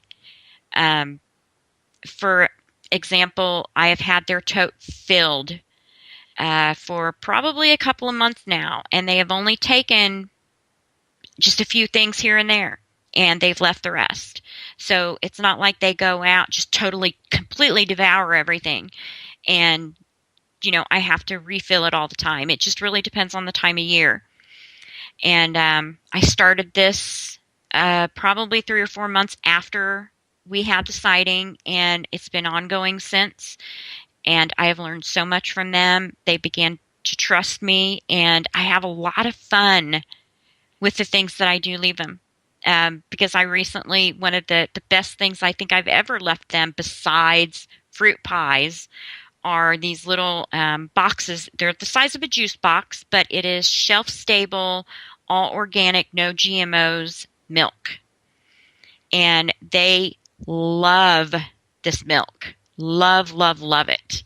So it's been a blast finding out their likes and dislikes and being able to tell who's handled what as far as a Bigfoot. And I've even kind of named a couple of them as Oscar and Felix because one's really messy and one's really neat. So, so basically that's what it entails. Do you leave more food in the winter than in the summer? To be honest, they take more in the spring and summer than they do during the fall and winter. I believe in the fall it's because berries, nuts, apples, things of that nature are plentiful. And in the winter, they do a lot of hunting. There's not as many people out hunting. I just believe that in the wintertime, they just don't, I don't know, maybe their metabolism slows down. They don't take as much from me during the wintertime than they do during the spring and summer. A lot of people may say that what you're doing is making the Bigfoot rely on what you are providing for them. How do you find the balance so that way they don't maybe become aggressive because there is not enough food in there, or that you've got them addicted to, say, something that would be considered a human food rather than one of their natural foods in the wilderness? Well, see, that's the thing. I've had a lot of people say that to me, and there are a lot of people out there that are totally 100% against this type of habituation, or feeding, as they call it. Like I said, I started out with the intentions of not leaving them food per se, but saying, this is mine, but I want you to have it. I'd like to share this with you. And I'm always mindful of, I'm not going to go and give them chocolate. They don't get chocolate in the wild, but they do get fruit. So a very small, I don't give full-size pies. I give those little bitty small ones a fruit pie, blueberry, mixed berry. They love the mixed berry pies. As far as milk goes, like I said, it's shelf stable. It's all organic. There's no GMOs. And of course, them being like we are, they started their life out with milk. So I try to put a lot of thought into what I give them. I don't feel, like I said, occasionally I will leave like the miniature chocolate bars at Christmas time. But as far as them becoming reliant upon what I leave, that's the part. It kind of irritates me. It doesn't irritate me. It upsets me when people say that, because to me they are giving them the qualities of an animal, of a stupid animal, like a squirrel or a raccoon. That I found food here, so I'm going to get it here all the time, so I'm going to stop hunting because this lady's going to feed me.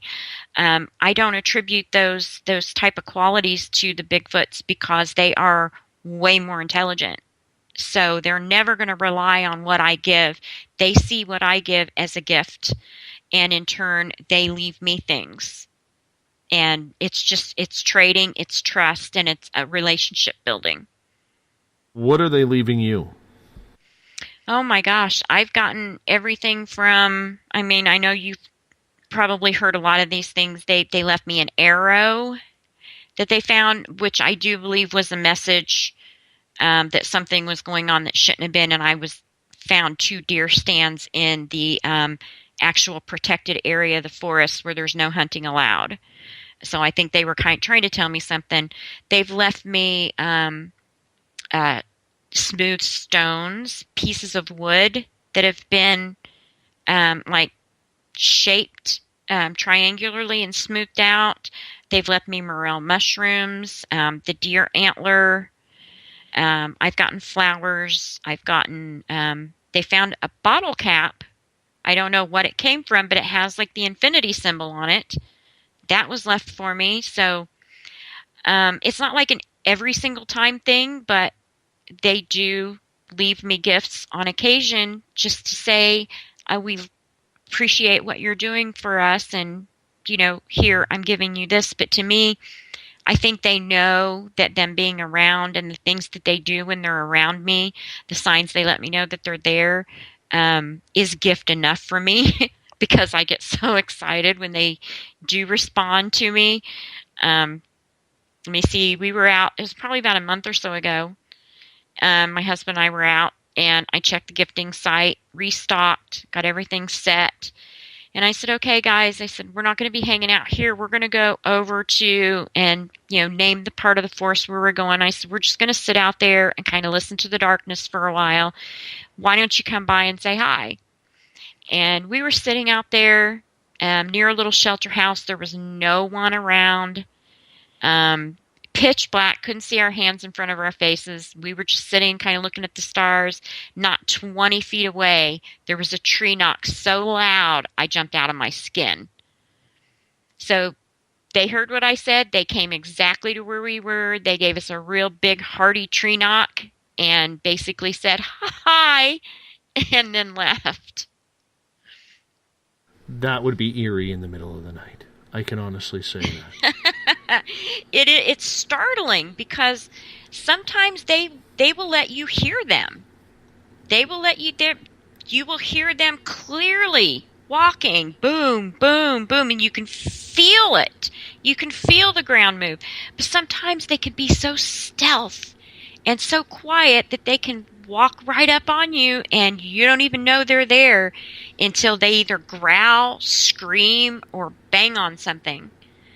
And it startles you. No matter how long you've been doing it, it will scare the bejeebers out of you.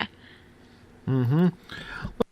A question from Joe, and Joe is asking, Edie, have you been leaving any new or interesting items at the gifting site? Because he does recall you hung a CD from a branch to possibly get a fingerprint. Did you end up getting any fingerprints off of that?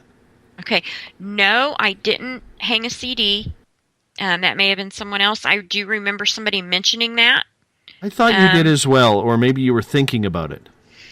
Somebody gave me the idea, and I didn't do that, but I did put out a mirror.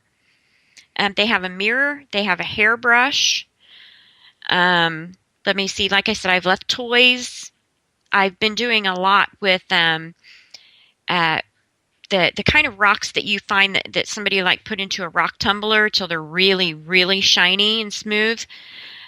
Things like that, because I leave those, or if I leave marbles or glass stones, those are immediately gone. Immediately. They love shiny, and I don't know if it's the young one that's taking them, or if it's the adults. But, yeah, those are the things that I have out there now. I still leave. I have a combination light and a whistle. And the light has several different settings. It's almost like a glow stick, but it's an actual battery-operated light because I don't like to use chemicals. And it has different flashing patterns. And every time I go in, I turn on the light to the flashing pattern, and I blow the whistle 3 times. And so that is always hanging in the gifting site. And when we moved the gifting site, which we did this past spring, I moved it to another area. Because they were doing a lot of crazy, weird, odd things and pushing over trees and blocking areas. And I just asked them, I said, I don't know what's going on, but if you want me to move this site, you're going to need to show me. I said, take one of the containers out of here and move it outside of the site. And the next time I went, sure enough, one of the containers had been taken out of the gifting site and moved about 20 feet away and was sitting at the base of a tree. So I did move it, and when I did, I had a different light whistle, and I had taken it and I had slip knotted it and put it around a tree, a small skinny tree that's next to the main area, and I took a little Hello Kitty one that I had that was new, and I kind of, just kind of wrapped the cord around it and laid it on top. Well, when I came back the next week, checked everything, went to restock, and then I went to blow the whistle, and I realized it was the Hello Kitty one. And I looked, and I'm like, wait a minute. So I looked back at my pictures, and I'm like, oh, my God. And I looked up, and the cord from the blue one that I had put was still hanging there, but the light was gone, and they had picked up the Hello Kitty one, slip knotted it, and put it around the tree in its place. That's advanced in my thinking. That is totally advanced. What about, in continuing with Joe's question, have you ever left out a salt block for them? Because animals do need salt. No. I don't know. I just believe that they probably find enough of that in their own diet within the forest because they do eat everything from roots to seeds, nuts, fruits, bark from the trees, insects. As a matter of fact, we found an enormous pile of scat that was filled with hornets, chewed up hornets.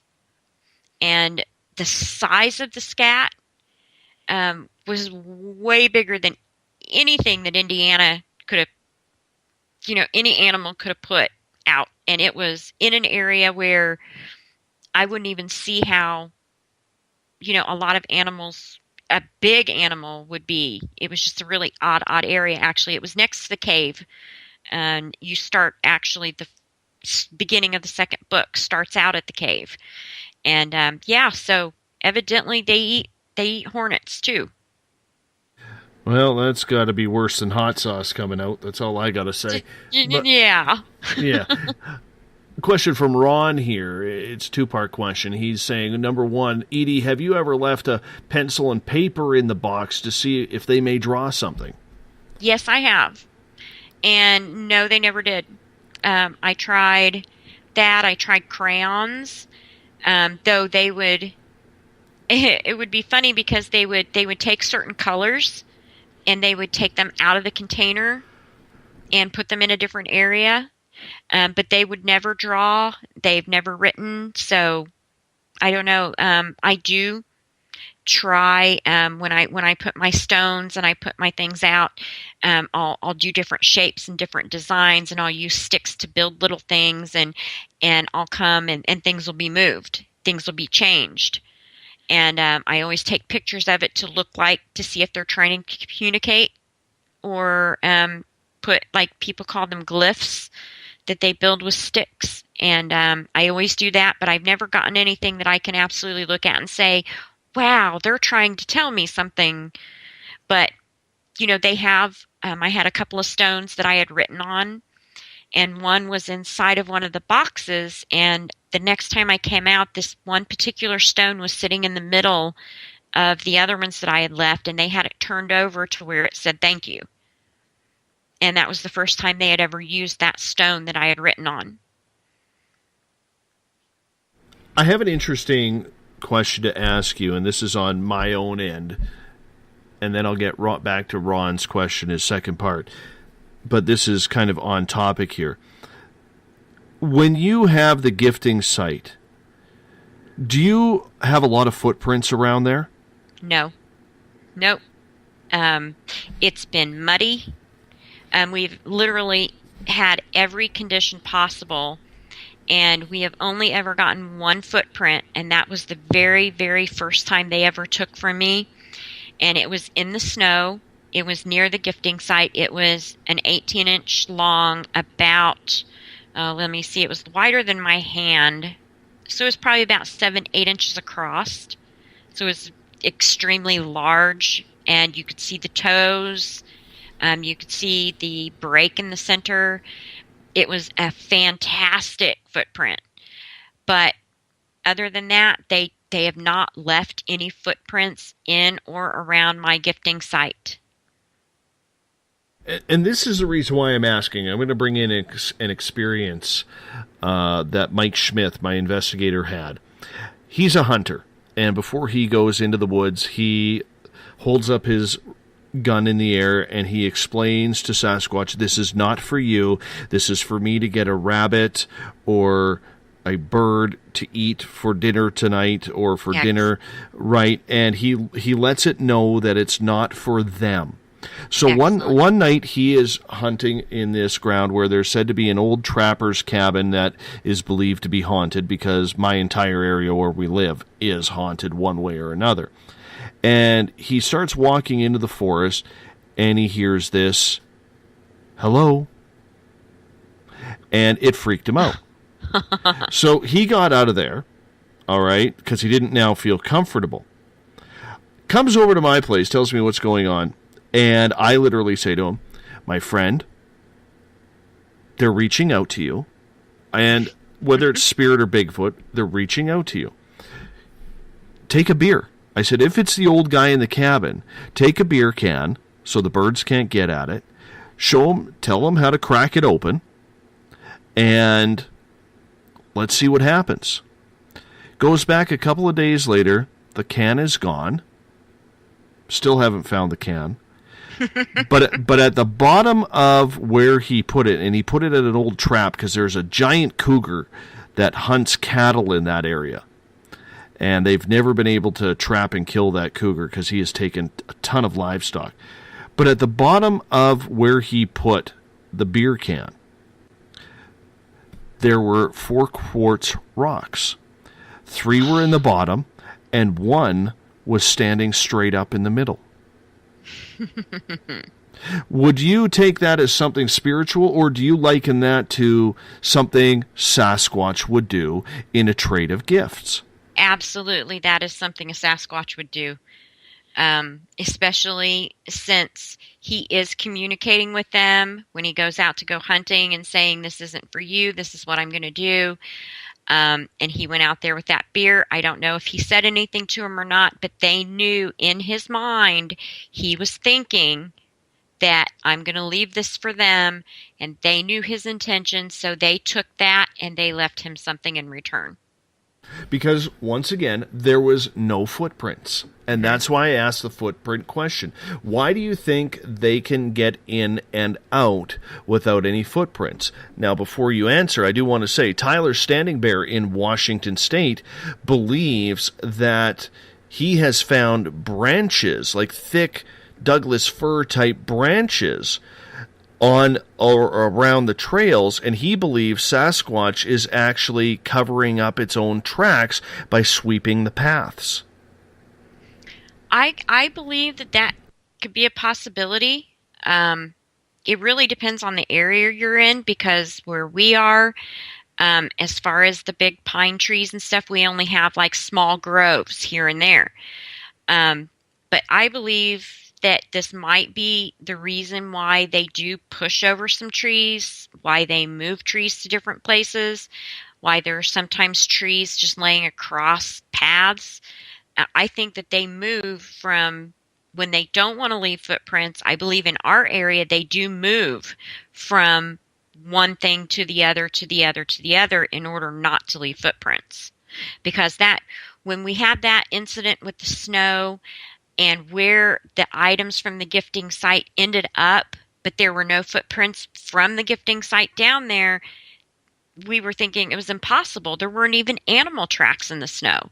How did it get down there? And so we were trying to think logically, but logically, with their stride being as large as it is, they could very easily go from one down log to a stump to a tree. A lot of people have seen them up in trees. So they could very well be climbing and going from tree to tree like an ape would. But they do have such a large stride. You know, there's no doubt in my mind, you know, they could probably clear some of these paths without even stepping on an area where they leave a print. Or for such a big size, they are just that light-footed. They could be. It very well could be. I know when I had this last experience over the summer, I heard it coming. I felt it coming. But yet when my daughter and I got up the next morning, the first thing I did was go to look for footprints, because this thing was standing within 6 inches of me. And there were no footprints. None. So I don't know. I don't know how they do it. They can leave them when they want to leave them and not leave them when they don't want to leave them. Have you been face-to-face with one? Not face-to-face, but very, very, very close. It just happened over the summer, and it was, I froze. I couldn't move. I was literally on the other side of a tent. I was inside. He was outside. He was standing right there. I could hear it breathing. He even walked into the, the guy lines that you pull down to make sure it doesn't blow away. We were having storms in the area that night, and my daughter and I got the guy lines, pulled them out. He even walked into the rear guy line, and the entire back corner of the tent where I was sleeping buckled in. And then he stepped back, it snapped back out. That's when he stepped around it and was standing right next to the window where I was laying. And I couldn't move. I laid there with a blanket up to my chin.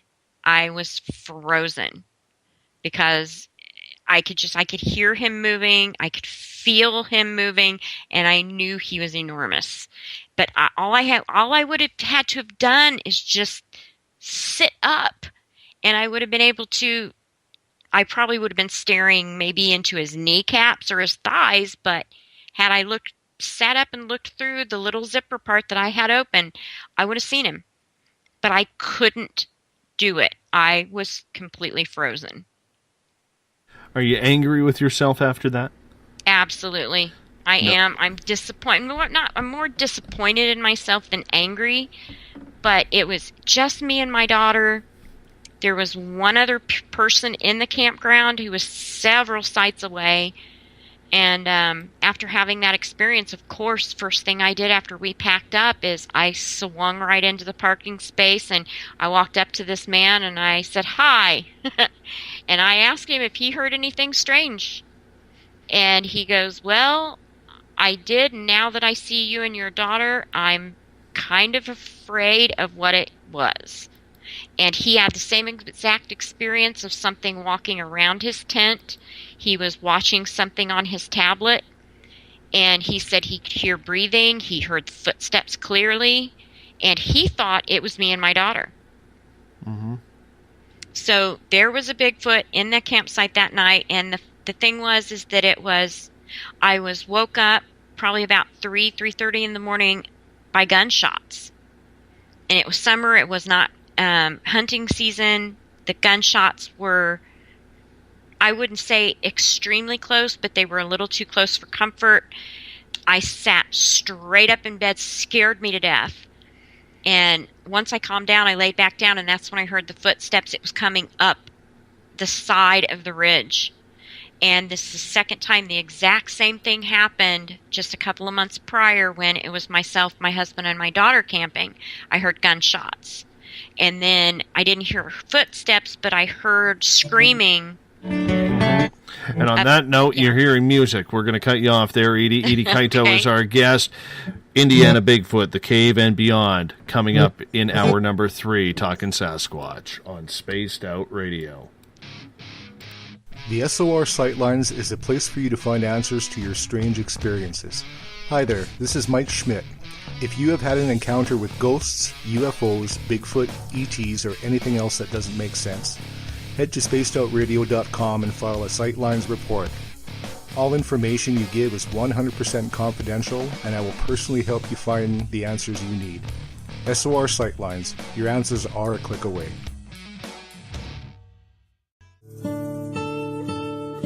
Greetings and salutations, space travelers, from the Chronicles of the Unknown team. What is Chronicles of the Unknown? I keep hearing about this thing. It's a new paranormal reality TV show based right here in beautiful British Columbia, Canada. Follow our team as we uncover claims of activity on the Caribou Gold Rush Trail. You can also follow us here every third Monday, where 2 members of our team will be available to answer your questions. We'll give you some equipment updates and some of our experiences on the road, right here on Spaced Out Radio. Hi there, I'm Butch Witkowski, lead investigator with the UFO-COP. On the final Monday of every month, you can listen to me and host Dave Scott on Spaced Out Radio's Strange Days. We're going to get to the heart of the matter when it comes to what's happening out there. People are seeing and experiencing things from ET contact to Bigfoot, and I want to hear about it. Your experiences are what we investigators need to help solve these unknown mysteries. So tune in at spacedoutradio.com to the final Monday of every month from Butch Witkowski's Strange Days. Visit purpleplates.com today. For over 40 years, the Purple Energy Plates have been delivering amazing results for their many customers. Inspired by the great genius Nikola Tesla, the harmony, healing, and energetic effects of the plates have proven over and over to be beneficial and often miraculous to thousands of customers. With their money-back guarantee and the many benefits, how can you afford not to get one? Check their site for daily specials and choose from their many energy products. You won't be sorry. Visit them today at purpleplates.com for mind, body, and spirit, and expect a miracle. This is your medium, Joanna, from Spaced Out Weekend, 2 mediums and a large. I would love it if you would come and join us with host James Tyson every other Sunday on Spaced Out Weekend. Together, we will take your calls and your questions live. Our goal is to provide you with a positive outlook on deep questions that you may have. questions regarding love, relationships, money, or whatever else is on your mind. Come and check us out at spacedoutradio.com. Have you checked out the SOR Spacewire at spacedoutradio.com yet? Every day we post the latest stories regarding the weird, strange, and completely unbelievable. From cryptid and UFO sightings to the conspiracy world, we tackle it all. Hi there, I'm Eric Markham, Spaced Out Radio's news director for the SOR Spacewire. And if you have a story, I want to hear it. Email me at news@spacedoutradio.com. Patrolling the Pacific Northwest, we are always on the lookout for the strange and unassuming stories that real people are experiencing. Hi, I'm Vincent Zunza from Pacific North Weird. Me and Alexandra Sullivan have teamed to bring to you those odd stories that never seem to make it into the mainstream. Stories so weird that will leave you scratching your head wondering, is this real? It's as real as it gets with Pacific North Weird. You can watch our videos right here at spacedoutradio.com. Become more intimate and interactive with Spaced Out Radio. Join our Space Travelers Club with your new membership. For $5 a month, we'll provide you with special access to the website, monthly prize draws from books to psychic readings, along with monthly newsletter, private interviews, and more. Sign up today to be part of Spaced Out Radio's experience. Every month on Spaced Out Radio, we look into the deep and dark reports of cryptids roaming around the world with me, Rob Morphy from Cryptopia.us. I would love it if you would join me and host Dave Scott as we delve into the most arcane stories and reports regarding creatures of the unknown. My job is to hunt down the details and bring the evidence forward to you. These aren't your regular Bigfoot stories I'm talking about either. You can find out more about crypto history at spacedoutradio.com. Looking for a place to advertise at a very reasonable cost? Look no further than Spaced Out Radio. SpacedOutRadio.com has an advertising tab that you can click to check out our daily, weekly, and monthly packages to play on the radio, or our website including social media. From commercial spots to banners, we have it all. Check out our competitive pricing today.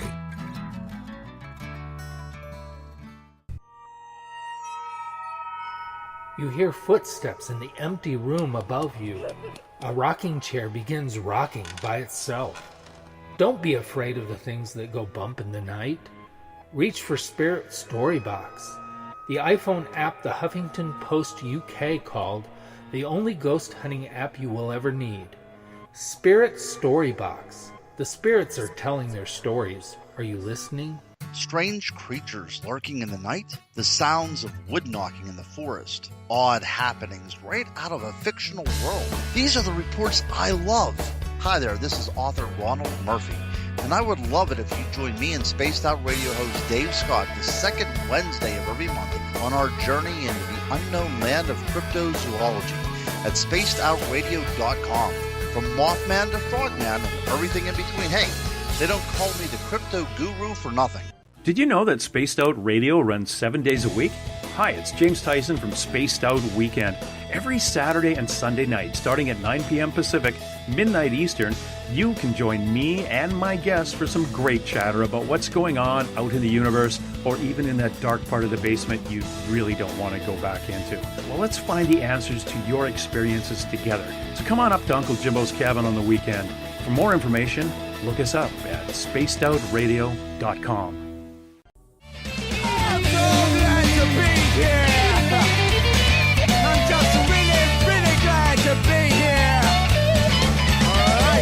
Would you like to connect with us on Spaced Out Radio? Head to spacedoutradio.com to check out the latest shows, guests, and sponsors. And don't forget to sign up for the Space Travelers Club. You'll find all you need at spacedoutradio.com.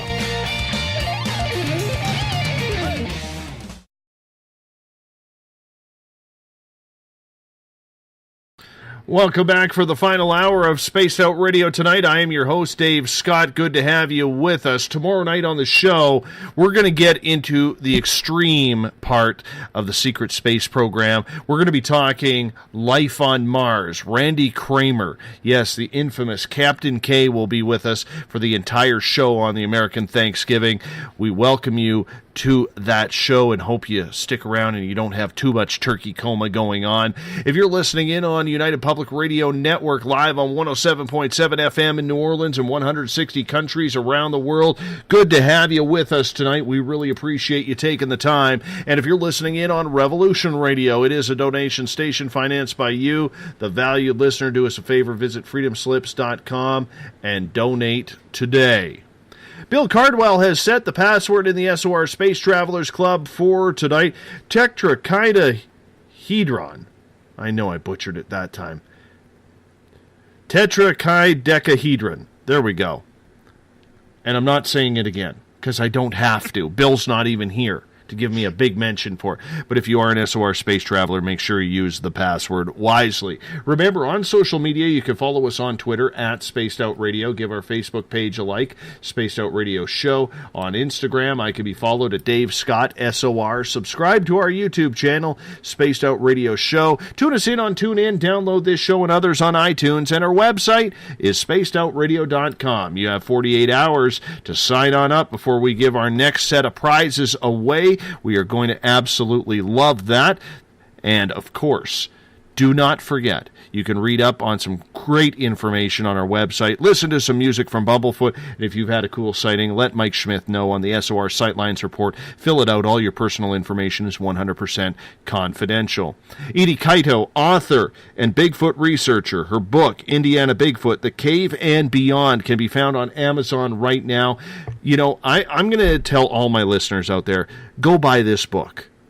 The reason why is it's such an open, expansive view and a different view of Sasquatch searching. We're not going to use the word hunting, but Sasquatch searching. That I really think it's one of those reads that you need to catch up on, because I think a lot of people are doing it wrong, and I will go on the record and say I believe Edie and very few others, Mike Johnson in Colorado is another one, who are doing Bigfoot research the right way. And that's the way it needs to be done. Because if we're going to solve whether or not this creature truly exists, we got to have open, expansive minds. We can't close our minds and call our opinions scientific anomalies. Edie, welcome back. Thank you. That was just enough time for me to hit the mic button and have a big sneeze. So, welcome back. I do want to get to your book, but I want to get through the audience questions as well. So I'm in a conundrum here. I'm going to start off with the audience questions. Ron had a second part of the question. Okay. When we were talking about whether or not you left a pen and paper in the box. His next question is, do you feel that they are on the move because of climate? Weather changing. I mean, we're going into winter. A lot of areas are going to get a lot of snow. Do you believe that they move territory to territory, much like birds migrate? No. I know our clan is there year-round. They may move from one forest to another. I do believe they may travel back and forth, but a clan generally sticks to the same area. And no, I know they're there year-round, so no, they don't migrate. How much action do you have in the winter, and what do you look for in the winter? Because obviously there's going to be a heck of a lot more trails and footprints. Yeah, we do look for the footprints, and especially after we've had a thaw and a refreeze, because you know how soggy the ground gets. After a snow load, and it melts and it's soggy, and then we get a really hard refreeze. We can literally walk and feel footprints rather than just visualizing them in places where we wouldn't ordinarily be able to see them, like in deeper and thicker grass or brush. We can actually feel them. And, we do look for more footprints. In the wintertime, it's so much easier to hear them. You don't have the trees, you don't have the buffer. And so when they get screaming and howling, and when they go hunting, you can hear it just echoing everywhere. And really doing the winter, I love being out there in the summertime. I love to just sit, listen to the birds and listen to the wildlife and everything. But in the wintertime, it's just, there's no other experience like going out and researching in the winter. Gail has a question going back to the telepathic connection. She is asking, since there doesn't seem to be any evidence of sick or injured Bigfoot, have you considered asking telepathically for a particular healing and seeing if they can take an illness from a human? I've had people tell me to ask, and I've not asked specifically. I have told them, like when I was diagnosed with the skin cancer, I did talk to them. I told them I was ill. I told them I had to have surgery and that I probably wouldn't be back for a little while, that I would have my husband come in and check on them. And, they did surgery on me and they got all the cancer. Whether that had anything to do with them or not, I don't know. I wish they could take away my fibromyalgia. That would be fantastic. But I don't know. It's just something that I wouldn't feel as comfortable of asking of them, simply because if this is something that they're able to do and help one another, that's their thing. And I don't know. As a human being, I just feel like it's just not my place. I have to laugh at Joe because he makes a comment. He's like, you left a soccer ball for them? This is an American Sasquatch. Leave a football. Oh, no. They've already destroyed a basketball.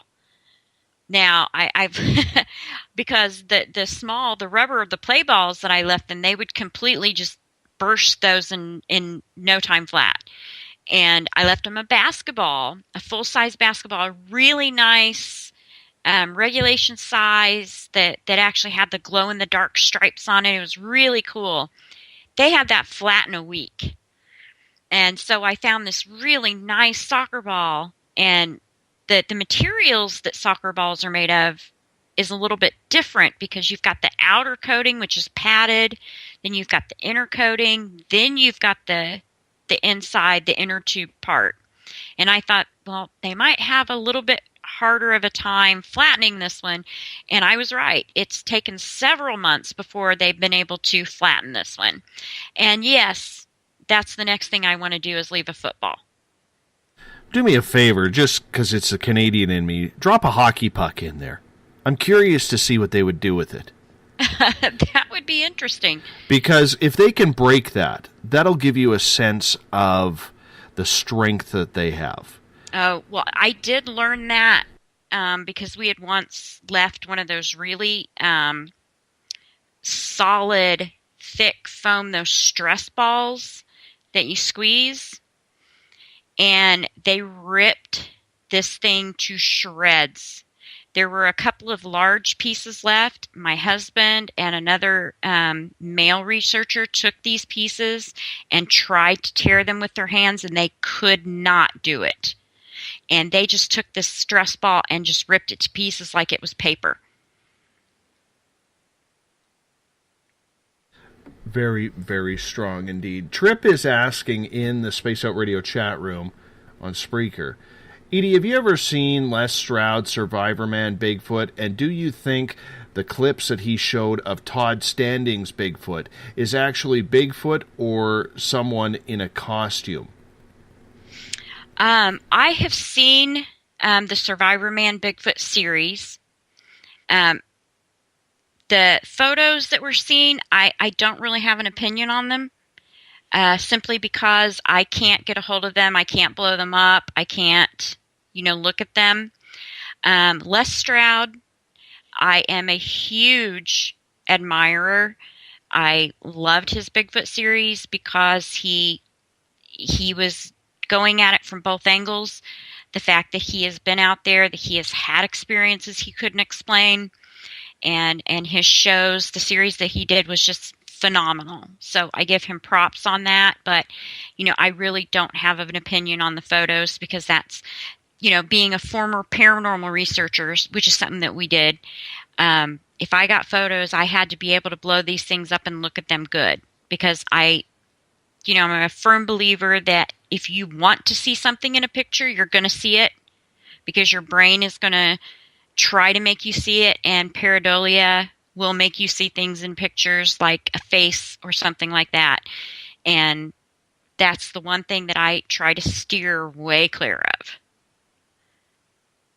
Getting to a question from Watchdog, she is asking, do you have any recordings of them communicating? Yes, we do. And I know you've heard this recording. We got it a couple years ago in March, out in the forest in the middle of the night. It was about 2:30 in the morning. It was the middle of winter. A big group of us were out there. Everybody just kind of, left. It was about 2:30 in the morning. It was myself, my husband, and another researcher, Shane Gardner. And we had packed everything up, and we were leaving, but we had heard that they had started hunting. And it was to the rear of where we were, and they sounded pretty far away. So we were like, yeah, it's going to take them a while to get around. It's cold. It was like in the 20s with like single-digit wind chills. It was really cold. And so we packed up. We started heading back up the trail to where our cars were. And my husband had the headset on and the directional microphone, and he was holding it out. And every time that he would hear a scream from them as they were hunting, he would point. He was walking backwards. He would point to us. Well, as Shane and I were walking, it was about 20 feet or so to our right was a howl that was so loud that him and I just immediately just took off running. And my husband, of course, heard it, but with him having the headphones on and hearing it, he couldn't quite tell where it was coming from. He turns around to look at us, and all he sees is the bottom of our shoes and flashlights because we were running. It was just so loud and so close. So we got to the car and everything, went to start the car and warm up. And my husband goes, oh, and he used a dirty word. And I'm like, what? He said, I left the recorders down there. And he had left our 3 voice recorders running. They were down there. And I'm like, he goes, well, we could leave them. I said, yeah, but it's supposed to rain. He goes, yeah. Okay, I'm going in. So he walked all the way back down there by himself and brought the recorders. We come home, we listened. And after that howl, we have about 20 some odd seconds of a Sasquatch talking to us. Do you have that available? I have it on my Kindle. I don't even know where my Kindle is right now. Actually, if anybody wants to listen to that, on Facebook, we have a page. It's our paranormal page. It's called Helping Hand Paranormal Investigations. If you get on there and you scroll down, I have posted that maybe a year or so ago, and I'm talking, this isn't a page that we heavily post on, so you're not going to have to go too far down. There are 2 recordings that are up there. One is the cave, and you scroll down just a little bit further and you'll find one that says, I can't even remember, MMSF, which is the abbreviation of the forest. And you'll be able to click on that, download it, and you can listen to that yourself. But we had that sent for analysis to a gentleman who does Bigfoot analysis for researchers all across the country. He's listened to thousands upon thousands of these, and he listened to this, and he said, under no uncertain terms, that is a Bigfoot, and that is one of the best recordings I have ever heard, because he is clearly talking to us, and in the tone, it was that moment that he and I was sitting on this bed listening to that recording. It was 5:30 in the morning. In that moment, right then is when my heart completely changed, and I knew that they were not to be feared. I don't know what he said, but I could just feel in the tone of the way he spoke that he didn't want us to leave, and I felt positive about them ever since. I have pulled that recording up. I'm going to play it here. Did you find it? Yes. Okay. I'm going to play it here, so bear with me here.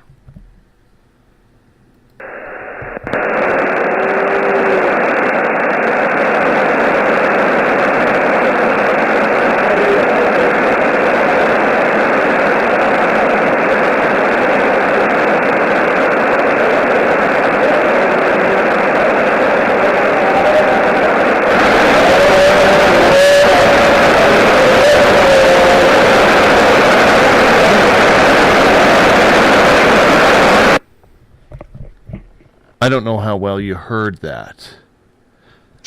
Did you hear it? Barely.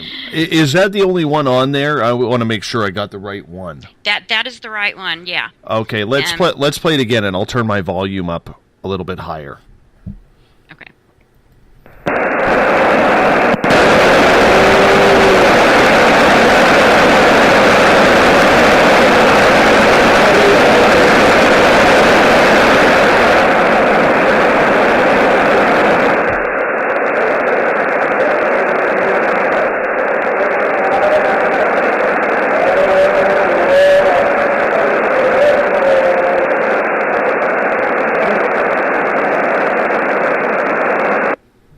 So it's really in the last 10 seconds where it gets a little... Actually, he's talking through the entire thing. It's just it was really difficult because of where we had the 3 recorders sitting, and at that time we were still very new at this. We didn't know the right setting to put it on to pick it up more clearly. You know, we've learned since then. And, you know, that's why there's so much static in it. They're just trying the cleaning up process. But yeah, he does speak through the entire thing. And that's why I said, if anybody wants to go download that to your computer and, you know, put on a set of headphones, turn it up, and you can hear him literally speak from beginning to end. And it's very clear, and you can tell it's language. You can tell it's not a human just because of the echo and the booming sound of the voice. It's just, it was one of the most incredible things I've ever heard. And we've gotten a lot of things. We've heard samurai chatter. We didn't record that because we were like in the car. It was in the dead middle of winter, and we just kind of had the windows down and was listening. But we've recorded howls and screams and whatnot. And I actually have a recording on my phone that was taken during this spring camp out. One of the fellow researchers, Jim Weiser, was out, and it was in Yellowwood State Forest. They were having rocks thrown at him and everything, and he got the most amazing recording of a Sasquatch screaming 3 different times, and at the second scream, at the end, it sounds exactly like my recording because it speaks, and then it screams again a 3rd time. All the way from Australia, I have a listener named JD, and she is asking, I know. Australia? Australia. Awesome. Yes, we actually have grown quite a contingent down under for our listenership. And anyhow, she is asking if you have ever thought about bringing a child out there just to see what the reaction would be, or maybe childlike noises. My granddaughter has been out there before. When she was about 3, 4, she was out there with her dad visiting, and they came back to the campsite and everything. There are children in that area a lot, and my own daughter has been going out since her early to late teens to the forest with us, and she has actually come face to face with one. And they tend to be very respectful of children. They seem to, you know, they do hang back and they do watch.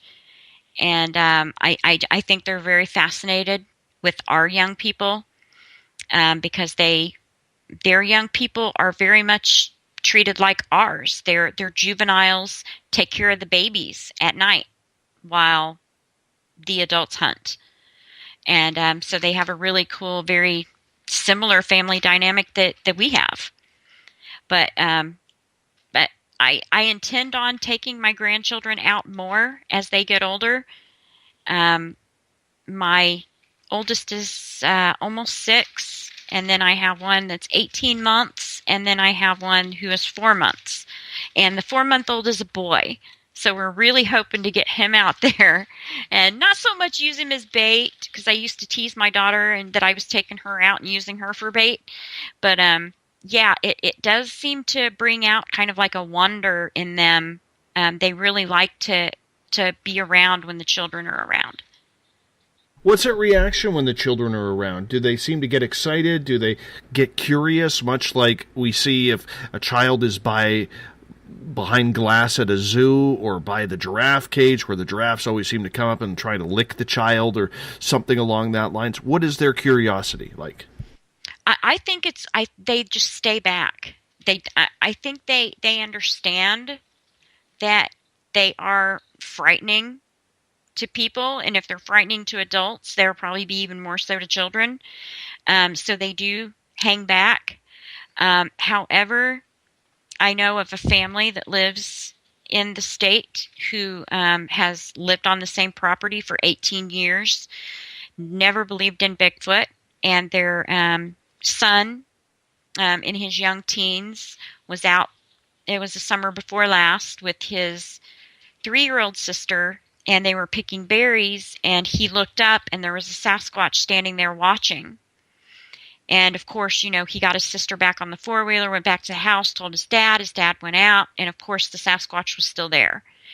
And once they acknowledged the fact, okay, we've got Bigfoots, they said the whole entire 18 years, there was a lot of things that they couldn't understand and couldn't explain that had all been explained. Thumping on their roof, shadows in the backyard. The kids were actually playing in the woods one day and come back and said they saw a foot sticking out of the field in the grass. But Dad, it was a foot. It was a foot. And when we went over to it, it put his foot back in. And they never put any of these things together until they actually had a sighting. And these Sasquatches have watched their family for years and years and never came forward until the son was a little older, and it wasn't as frightening an experience for him as it would have been had they shown themselves to him when he was, say, 6. That's incredible. So it's almost like they were prepping him. Yeah, pretty much. And I know we've talked to this family on a regular basis, and they've learned a lot through their 2 teenagers have dreams. They feel that the Bigfoots are communicating with them. And the last story the father told me was just such an incredible story. He said he was walking through the house in the middle of the night. Everybody was asleep. It was quiet. It was dark. And he looked out the big picture window, and there in his backyard was a juvenile Bigfoot with 2 toddler Bigfoots running around in his backyard playing as the older one watched over them. Let's get to Gail's question. Gail is asking, an elephant leaves barely any to no footprints in the desert. Do you think this is the same for Bigfoot? It could be. I never thought of it like that. That is a really good question, Gail. That's a fantastic question. Because elephants weigh a whole lot more than Bigfoots do. And so maybe, that scientific explanation as to why elephants don't leave those footprints would explain why Bigfoots don't. That's something I'm going to look into, actually. JD is asking, all the way from Australia again, and by the way, JD, we're still pissed off with you from a couple nights ago, chowing down on that cheesecake without us. Blueberry cheesecake. It's a weakness, Edie. It's a weakness. Oh my God, I'm addicted to cheesecake. I love cheesecake. Yeah, well, her and her husband Robert decided to post a picture of cheesecake, homemade, on the SOR Space Travelers, and I'm still upset about the cheesecake incident. Really am. You can't go showing off cheesecake. You got to realize, I live in a town where everything is shut down by like 6 o'clock. You can't get cheesecake around here. You just Oh, can't. you need to order from Junior's in New York. Yeah. They deliver, and I've had their cheesecake. I've went into their shop. Best cheesecake on the planet besides homemade. Oh, my mouth is watering now. Anyways, JD is asking, do you think the Bigfoot in Indiana are separate from the Pacific Northwest Sasquatch, or do you think they know about their cousins on the West Coast? Oh, I'm sure they do. I'm sure they are aware that, there are clans all over the place. It never occurred to us that there were Bigfoots in Indiana, but now that we're out there and we're researching, they're not only in southern Indiana, we're finding them in the east and we're finding them in the west. And I just believe that they are, no different than us. We know that there are people in, Ohio and England and Australia. And I do believe Bigfoots, they see their people in the same way we see ours. It is definitely different, though, because we do see pocketed areas, mainly, it seems, in the south, where we see a much more aggressive Bigfoot. Ape Canyon is supposed to have a more aggressive Bigfoot as well. Yet it's, in the Pacific Northwest, apparently a little bit more lackadaisical, laissez-faire. Where you are, it seems to be laissez-faire. What is your take on the fact that some are aggressive and some aren't? I think it's their exposure to humans. Out here, we don't have big, expansive areas of just raw forest. They've turned ours into, state parks and forestries and things like that. Wildlife preserves. So you're not going to see that big expansiveness. So the Bigfoots are constantly exposed to humans. That's why I think they're less aggressive in some areas as compared to others. Do you think that has to do with diet or maybe competition? Because in those areas, there also seems to be a higher concentration of dogman sightings as well. It could be. It absolutely could be. And I just believe it all has to do with environment. And like I was talking about earlier when somebody asked about the different sizes and everything, how, they evolve in order to match their climate. I think probably it goes the same way with their temperament. I guess that's something that you just have to find out. And Disgrazia is asking, do you believe they are quite nomadic, or do you believe that they all of the species continue to live in some sort of clan? I believe that they live in family units. I believe that they live in clans. I'm sure there probably are the occasional loners, or those who have lost family members, or those who have left a clan, maybe to go seek a mate or something of that sort. But they are very family oriented, and they protect one another. And I believe that wholeheartedly by, just the things that we've seen, the same things we've experienced with the different ages, the different size footprints, and how we'll find large ones with small ones.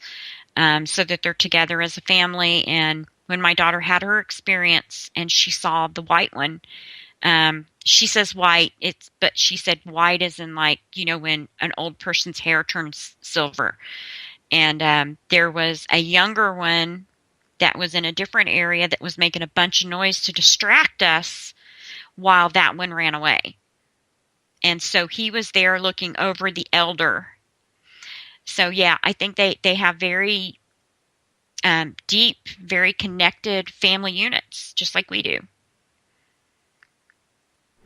They seem very loyal to each other. How many do you believe are in the group that you are searching right now? Okay, if we go by between footprints, sightings, handprints, etc., we know that there are at least 2 very large males because, like I said, most of the footprints we get are 17 and 18 inches. We know that there is a female because there's a baby, which I've casted a baby's footprint. We know there's a juvenile because he likes to come up behind the tents and scream. He likes to throw rocks, and he likes to run back and forth very rapidly just below your line of sight to where you can just see the top of his head, and he's all black. We know there's an elder because that's the one my daughter saw, and there have been other reports in the area of a white one that scared some people off from a shelter house. So I'm thinking there's 1, 2, 3, 4, 5, 6, possibly 7, because I'm starting to believe that there is an infant. And you haven't seen any of them come and go? Like, for instance, maybe one year you have 5, the next year you have 4, the next year you have 6. Not that I have noticed. It seems like I'm seeing, the same patterns with the way the food is handled, the way the packaging is handled. The only thing that has changed is there is something or a young one that is teething on every toy that I leave. They chew it. And I'm talking, I buy good, thick, hard plastic toys. There's like this little helicopter that I bought and made out of the very, very thick plastic. And that they chewed, it teethed or chewed until it completely chewed the propellers off of it. So I do believe that there is a baby. So I track that by what they leave me. And nothing has changed dramatically with the exception of that. So I can't say 100% for sure if it's still the entire family unit. But it's just, that's the only thing that I've seen change. So I do believe that we have that many.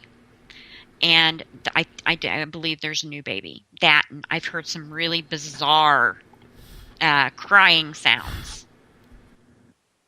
Eric Markham, who is our resident scientist around these parts, he is wondering what part of Indiana you're from, because that's where he was born and raised. We are actually from central Indiana. We live in Greenwood. Both my husband and I were raised on the south side of Indianapolis. I moved to Greenwood in my teens. Went to high school close to Greenwood. We moved into Greenwood after I left high school, and then when Vincent and I met, we've just lived in Greenwood ever since. So yeah, we're just south of Indianapolis. Excellent. Good football and basketball area.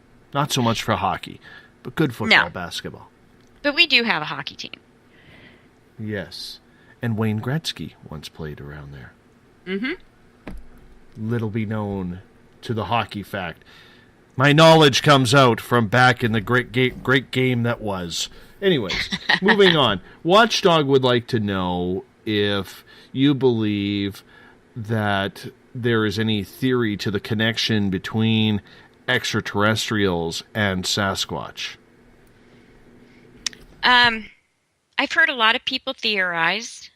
I've not seen anything that has led me to believe that.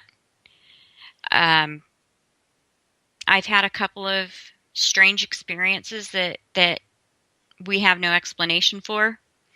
My husband and I have both been on the trail when we've experienced this bright white flash of light, like somebody just run up to us and flashed a camera in our face. And of course, we're in the middle of the forest, so there are no electrical lines. Of course, we would see it if somebody ran up with a camera, and we couldn't explain that. And then there's a really bizarre experience over the summer that had a little something to do with something you told me the last time we were on with you, that they wanted me to see the baby, and you basically explained to me where they wanted me to go. And when my daughter and I did that night, which was during the summer solstice. Yes, it was during the summer solstice. This was the very night that we heard the gunshots, the very night that he came to the tent.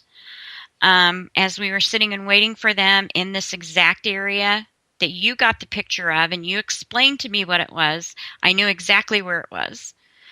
And as we were sitting there, we were just kind of looking up at the sky as it was getting dark, and there were 2 stars, one above my daughter and one above me, and there were none in the sky anywhere else. And we heard a Bigfoot approaching from the east. We could hear it walking, and then it stopped. And then we heard one that was coming from behind me, which would have been from the north. And it walked up so far and stopped. And as we sat there, we looked up and noticed that there were stars in 2 more places. And we heard 2 or 3 more walk up. And, of course, there were stars in those areas. I'm not going to sit here and say it was directly related, but it was a pretty creepy, exciting, and kind of wondrous experience to see that. And as about that time, storms started rolling in. It started to get dark. We had to go back. We never made contact with them until there were gunshots in the middle of the night. And again, it came up. A large male came up to the tent. I feel he was there to make sure we were okay. Because I didn't, like I said, I was too afraid to look, but I didn't feel fear in that he was going to hurt us.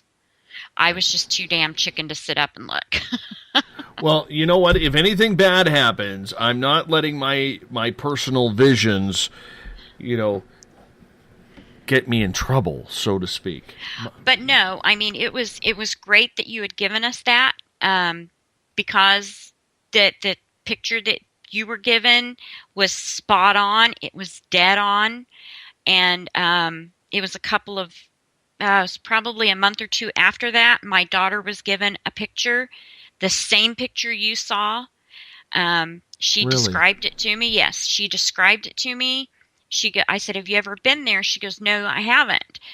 And she explained to me grass up to above her knees with wildflowers and everything. And the thing was, is she had been there, but she had been there in the very early spring when there were no wildflowers and everything. But when we walked to that area that night, she goes, this is the vision. She said, it's this open field, and there's the flowers and there's the grass. And she had been given the same exact picture and was told we were supposed to be there. So same thing as you, and that is actually in my book, Dave. No way! Oh, that's Yes, why it you is. wanted my permission. Yes, you're in my book. Oh my gosh. I didn't. I was wondering about that. I was sitting there wondering, why the hell would you want my permission on something? You Yep. know, and wow, thank you. That's a nice surprise. Yeah, so you are in a chapter of my book, and it leads up to the night my daughter and I do go, because you said that you said it was in June, and Yes. we looked at the calendar, and there was the summer solstice. Uh-huh. And I had another friend of mine who has a friend who has Bigfoot activity. She came to me, and she said, you're supposed to be there on the summer solstice. And I'm like, well, that matches up with what Dave says. So my daughter and I made it a point, and we went out and we did that. We left tobacco, and just like you said, we gave the offering of the tobacco and everything. But I don't know if it was because of the storms or because of what did happen in the middle of the night, why they didn't show themselves or step out. But we know they were there because we were both standing there. We were sitting there facing one another, looking at each other, and we were just blown away because it was just so clear hearing them walk up on us. The whole star thing was bizarre and crazy, but Incredible. yeah. Incredible. But yeah, so you are in a chapter of my book. Thank you. Thank you so much. I appreciate that. And you know what? That's the second time that's happened to me in the last 2 months. Because Linda Godfrey's latest book, she put one of my UFO sightings and encounters in that book. Very cool. But I talk about you, and I talked about Spaced Out Radio. And so your Nice. Your radio program is even mentioned in the book. Well, thank you so much. Really, I'm floored and wowed by that right now. I really appreciate that. Let me get to a question from Vivian here. We like to call her the Vivster around here. Anyway, she is asking, why did you change from ghost hunting over to Bigfoot hunting? Well, like I said, we were in the forest and we were doing research because I happened to have a spirit attachment that happened to me while we were in the forest. And this sent us on a great big adventure. And that's when, of course, when we were out there doing research for the book that I am writing, when the Bigfoot ran in front of us. And that kind of took us on that path. And then it was a year ago, we were at a paranormal convention and got to meet some fantastic people while we were out there. That the boys from Ghost Asylum, the Tennessee Wraith Chasers, fantastic men, love them to death. Deep South Paranormal, and I met with Jody Cook and a lot of people, and there were these ladies there called the Mountain Gypsies, and they're healers, and they were working on a lot of the people, the television people that I mentioned, were going and getting cleansings from her. My daughter wanted one because she's, been with us in our paranormal investigations for a long time. She's always helped with the children and stuff, and she's gone in and a lot of situations and being able to, pinpoint areas and feel how people have died and things like that. And she went in for a cleansing, and I'm sitting there talking to Jody, and all of a sudden the mother cat, she comes over to the table and she's trying to get my attention. She waves me over and she said, "Where did this baby come in contact with a shapeshifter?" And I'm like, holy crap, how could she have known? She said, "It's showing itself as a wolf." And 3 years prior to that, we had a case here in Southport, Indiana. And it was, I don't want to say demonic, but I do want to say it was a dark entity who had attacked the woman who lived there. Michaela and I went in.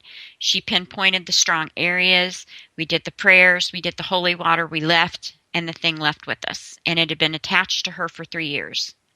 She had gone through depression. She wasn't getting the spirits around her like she was prior to that. And they were able to cleanse her and get rid of this thing. And since then, we have not taken her into those situations. We were advised not to. And so we've kind of backed off from that because of that. I got a phone call tonight. I was talking to a former colleague of mine, and he had sent me a text message, which I found very weird because I had responded to it, and he never got my text, which is weird because he always gets my text messages. Long story short, his daughter's friends, they're all around 21, I guess we're sitting around playing with a Ouija board. Oh, not good, not good. Well, they didn't close it.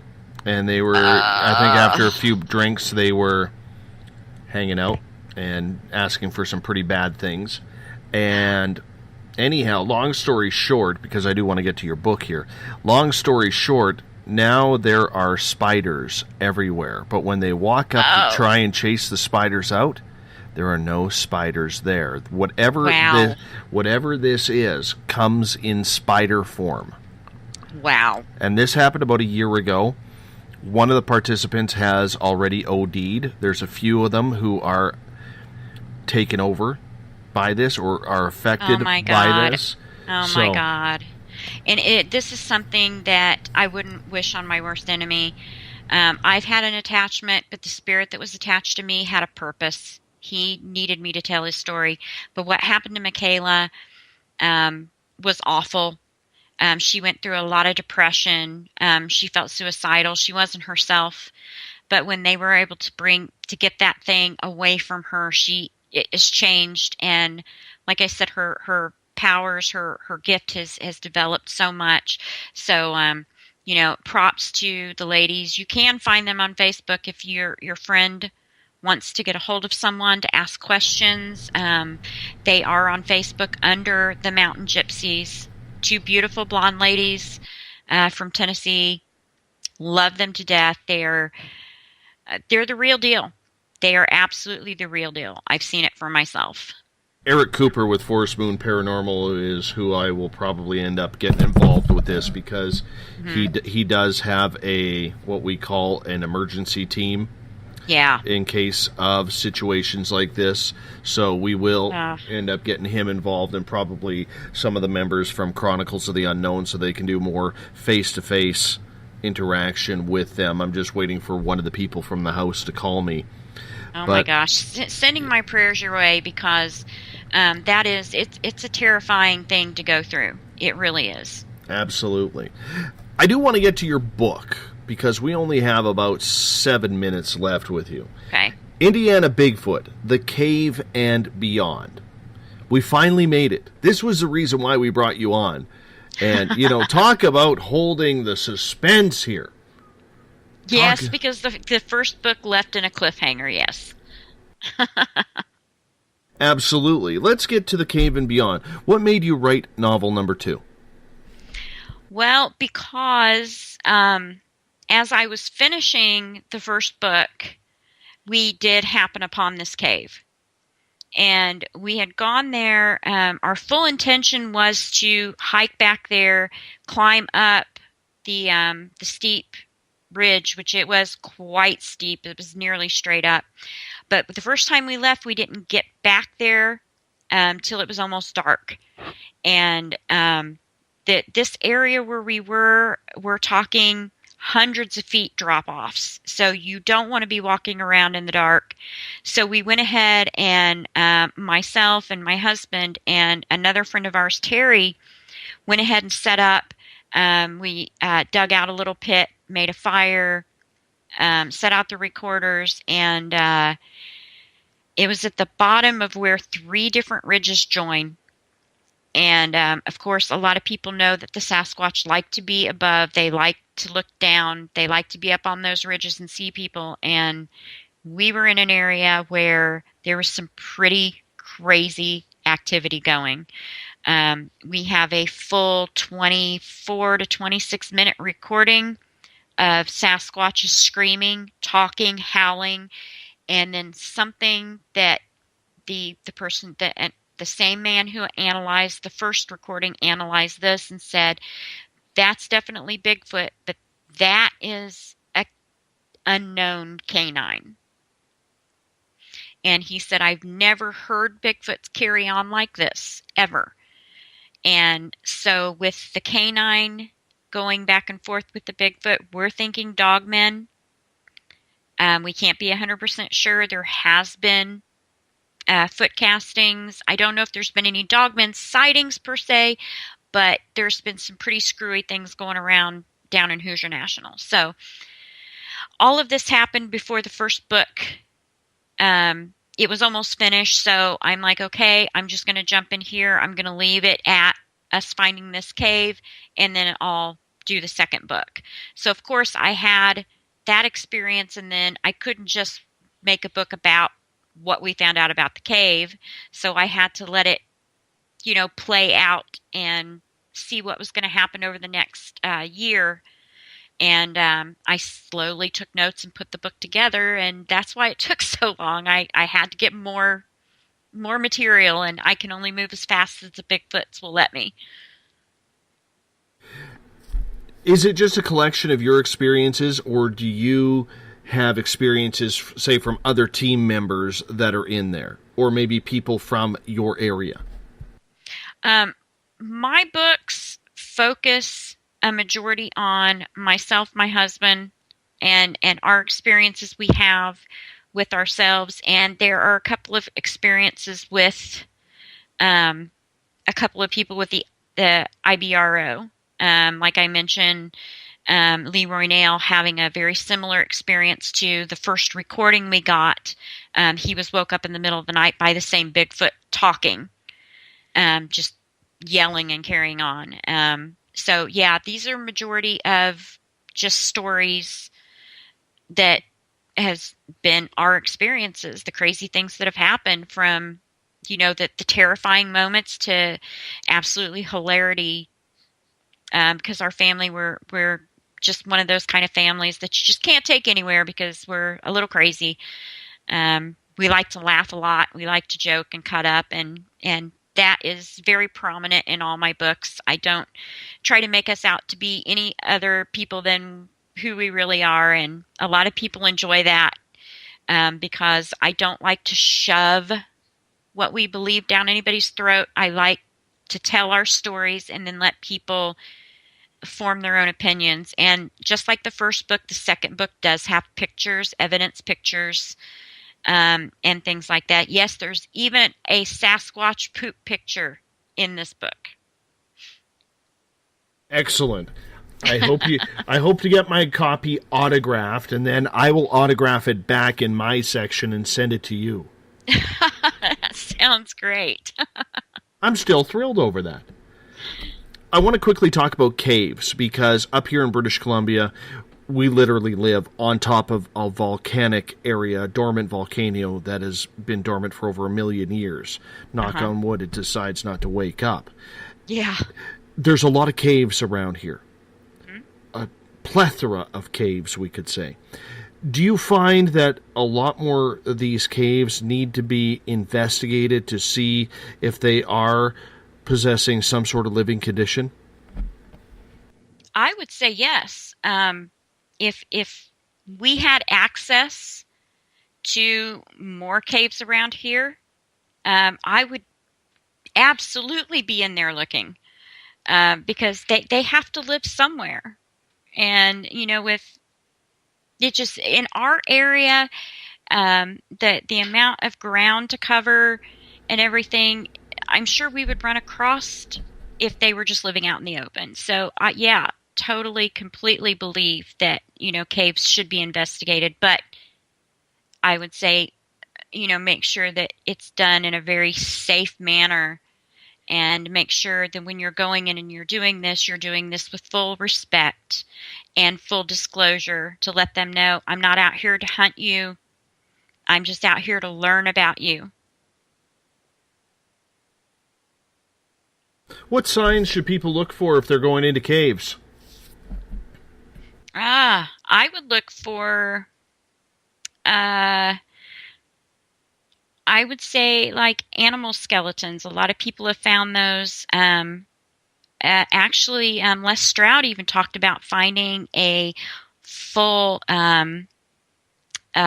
spinal cord, spine of an animal still put together. We have found that as well. It was of a deer. I would look for things like that. I would look for signs of bedding, because I do know that they create bedding. They like to use pine needles and branches and soft things to create big bedding areas.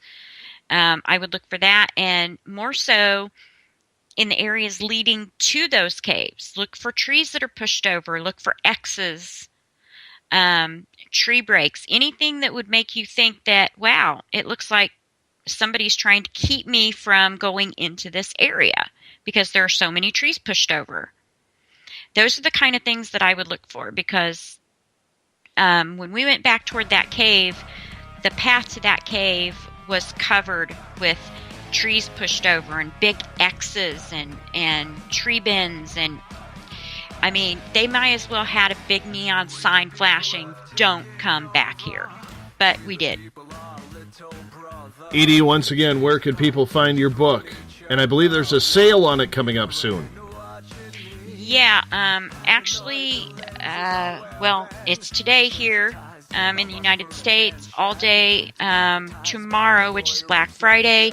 You can get the Kindle version of The Cave and Beyond for 99 cents.